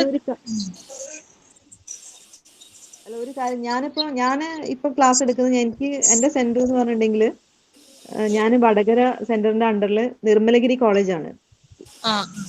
നിർമ്മലഗിരി ഐറിഷ് നിർമ്മലഗിരിയാണ്. അപ്പൊ അവിടെ എങ്ങനെയാ വെച്ചാൽ അവിടുത്തെ സിസ്റ്റർ ഒരു ഗ്രൂപ്പ് ഉണ്ടാക്കിയിട്ടുണ്ട്. അപ്പൊ അവിടെയുള്ള കുട്ടികളെ എന്തെല്ലാം ചെയ്യണം എന്നുള്ളത് സിസ്റ്റർ ആ ഗ്രൂപ്പിൽ ഇടുന്നുണ്ട്.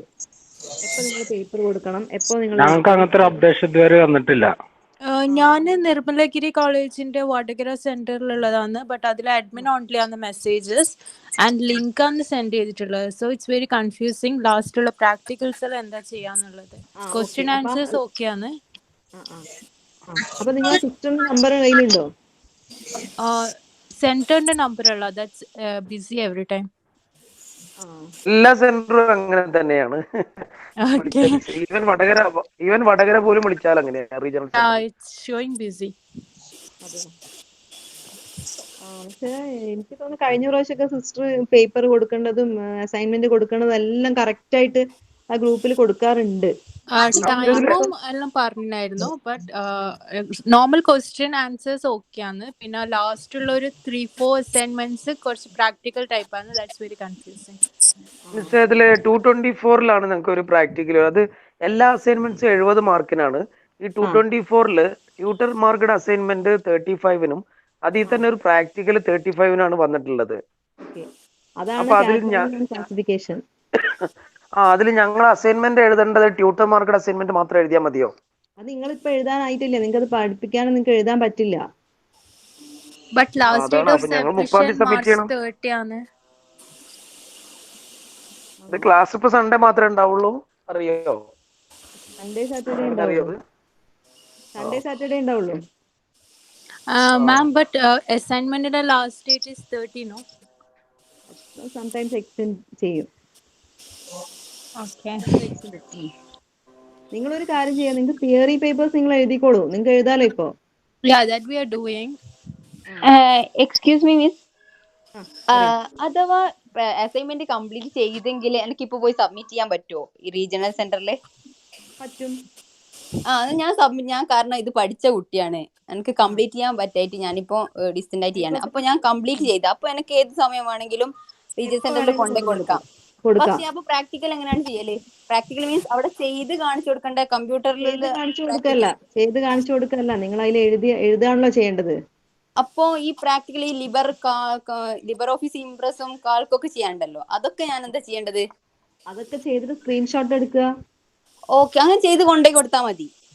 അല്ല, അത് നിങ്ങൾ ഏത് സെന്ററിലാ? ഇത് JDT എനിക്ക് അറിയില്ല കേട്ടോ, കാരണം അവിടുത്തെ പ്രൊസീജിയേഴ്സ് അറിയില്ല. മറ്റേ കുട്ടികളിൽ ഞാനാണ് വാല്യൂ ചെയ്യാറ്. അപ്പൊ ഈ കോഹയിൽ ചെയ്യുന്നതും ജസ്റ്റ് ഒരു സ്ക്രീൻഷോട്ട് എടുത്ത് കാണിച്ചു, സ്ക്രീൻഷോട്ട് എടുത്ത് അയച്ചു തന്നിട്ടാണ് ഞാൻ വാല്യൂ ചെയ്യല്, ഈ ഓൺലൈൻ മോഡിൽ ആയതിനു ശേഷം. അതർവൈസ് അവിടുത്തെ ലാബിലാണ് ചെയ്യാറ്. ഓക്കെ. ഇപ്പൊ ഓൺലൈൻ ആയിട്ട് ചെയ്യാലോ, അതുകൊണ്ട് അങ്ങനെ അങ്ങനെയാണ് ചെയ്യുന്നത്. പക്ഷെ JDT എനിക്ക് അറിയില്ല, കാരണം അവിടുത്തെ ട്യൂട്ടർ അല്ല ഞാൻ. വിളിച്ചിട്ട് കിട്ടുന്നില്ല, അതാണ്. അപ്പൊ നമ്മൾ അവിടെ പോയി ചോദിച്ചാല് ഒരു ക്ലിയർ ആയിട്ടുള്ള ഒരു ഇത് തരൂലേ? തരും. Thank you. അത് പ്രശ്നമില്ല, നിങ്ങൾ ചോദിച്ചോളൂ. നിർമ്മലഗിരിയിലുള്ള കുട്ടികൾ ഉണ്ടെങ്കിൽ വേണമെങ്കിൽ ഞാൻ പറഞ്ഞു തരാം. ഞാൻ നിർമ്മലഗിരിയിലുള്ളതാണ് മാം. ആണോ? അപ്പൊ അവിടെ എന്താണ് ഇഷ്യൂ? പ്രാക്ടിക്കൽ അസൈൻമെന്റ്സ് നമുക്ക് വലിയ ഐഡിയ ഇല്ല എങ്ങനെ ചെയ്യേണ്ടത് എന്നുള്ളത്. അത് നിങ്ങൾ ഒന്നും അതിനെ പറ്റിയിട്ട് ബോധേഡ് ആവണ്ട. അവിടുത്തെ സിസ്റ്റർ നിങ്ങൾക്ക് കറക്റ്റ് ആയിട്ട് ആ ദിവസം നിങ്ങൾക്ക് ഇപ്പൊ റീസെന്റ് ആയിട്ട് തന്നെ ഉണ്ടാവും. സോ നമുക്ക് ഇപ്പം ജസ്റ്റ് ആൻസർ ക്വസ്റ്റ്യൻസ് അത് മാത്രം ചെയ്താൽ മതി, ഫുൾ അസൈൻമെന്റ്സ് നോക്കണ്ട? വേണ്ട, അത് നിങ്ങൾക്ക് ക്ലാസ് എടുക്കാൻ നിങ്ങൾക്ക് ചെയ്യാൻ പറ്റില്ല, അതുകൊണ്ടാണ് ഞാൻ പറഞ്ഞത്. നിർമ്മലഗിരിയിലുള്ള ഒരു കുട്ടികളാണെങ്കിൽ ഞാൻ വേണമെങ്കിൽ അവർക്ക് അവരുടെ സിസ്റ്ററിന്റെ നമ്പർ വേണമെങ്കിൽ തരാം. അവരുടെ നമ്പർ 828-166-4908.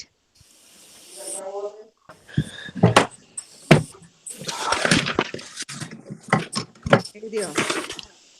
328-166-4908. എന്നോട് ചോദിച്ചാൽ മതി. Thank you ma'am. മാം, ഈ പാഠശാലയിൽ എങ്ങനെയാണ് ആക്സസ് ചെയ്യുന്നൊന്നും പറഞ്ഞുതരോ? ഈ പാഠശാലയിൽ എങ്ങനെയാണ് നോട്ട്സ്? ഇത് വായിച്ചിട്ടൊന്നും മനസ്സിലാവുന്നില്ല ടെക്സ്റ്റ്. ഓക്കെ, inflibnet.ac.in അടിക്കുക. inflibnet-ആ?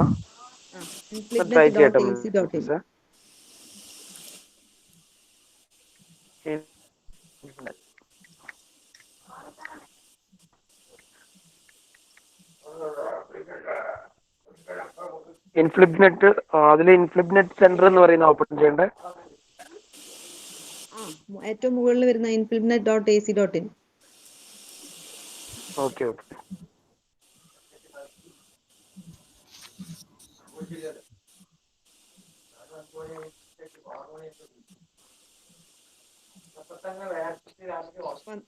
കിട്ടിയില്ലേ? ചെയ്യുന്നുണ്ട്. അതിലിങ്ങനെ സ്ക്രോൾ ചെയ്യുമ്പോ കാണാം ഈ പാഠശാല.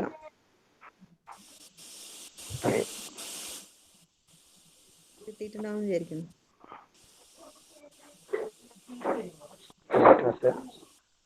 നെറ്റ്വർക്കിന്റെ പ്രശ്നമായിരിക്കാം. അതില് ഈ പാഠശാലയാ?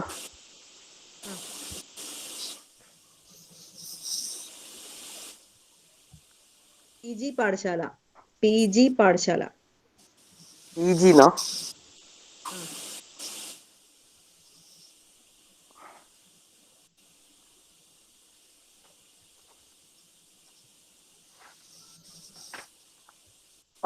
ഈ PG പാഠശാല അല്ലേ? അതെ. ഓക്കെ.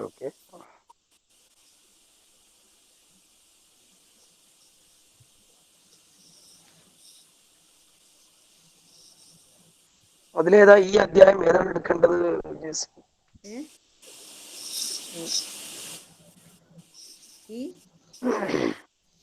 മീൻസ് അതില് ലൈബ്രറി ആൻഡ് ഇൻഫർമേഷൻ സയൻസ് ഒരു സബ്ജക്ട് ഉണ്ടാവില്ലേ? അതിൽ നമ്മൾ പേപ്പറും കാര്യങ്ങളും അടിച്ചു കൊടുത്താൽ മതി അല്ലേ? അതെ അതെ അതെ, നമ്മളെ പേപ്പർ ഏതാണെന്ന് വെച്ചാൽ അത് അടിച്ചാൽ മതി. Okay okay. പിന്നെ എക്സ്ക്യൂസ് മീ മിസ്, ഉം. ഈ DDC 19th എഡിഷൻ ആണല്ലോ ഇപ്പൊ പറയുന്നത്. ആ. 23rd എഡിഷൻ ആണ് ഇവിടെ അടുത്ത് എനിക്കൊരു ലൈബ്രറി ആക്സസിബിൾ ആയിട്ടുള്ള ഇടത്തിലുള്ളത് 23rd എഡിഷൻ ആണ്. 19th എഡിഷൻ ഇല്ല. അപ്പൊ 19th എഡിഷൻ ഒക്കെ എങ്ങനെയാണ് നമ്മൾ പ്രാക്ടിക്കൽ ചെയ്യുക? 19th എഡിഷൻ നിങ്ങക്ക് അവിടെ എന്താ പറയാ, റീജിയണൽ സ്റ്റഡി സെന്റർ. സെന്ററിൽ ഉണ്ടാവും. അപ്പൊ അവിടെ പോയിട്ട് തന്നെ ചെയ്യണം? അവിടെ പോയിട്ട് ചെയ്യണം.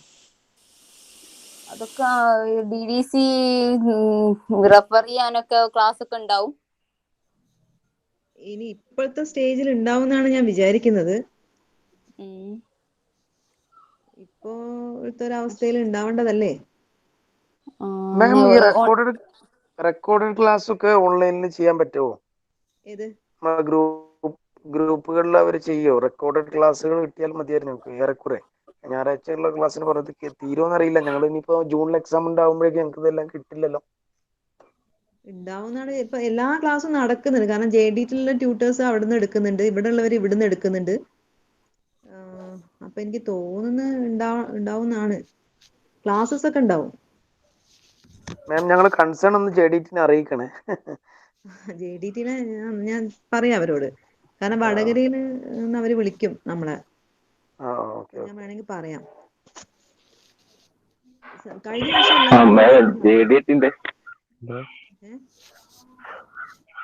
JDT-ന്റെ ക്ലാസ് ഇതുവരെ ഞാൻ കിട്ടിയിട്ടില്ല. ശരി. അല്ല എല്ലാം നിങ്ങൾ അറിയാം. JDT-ക്കാര്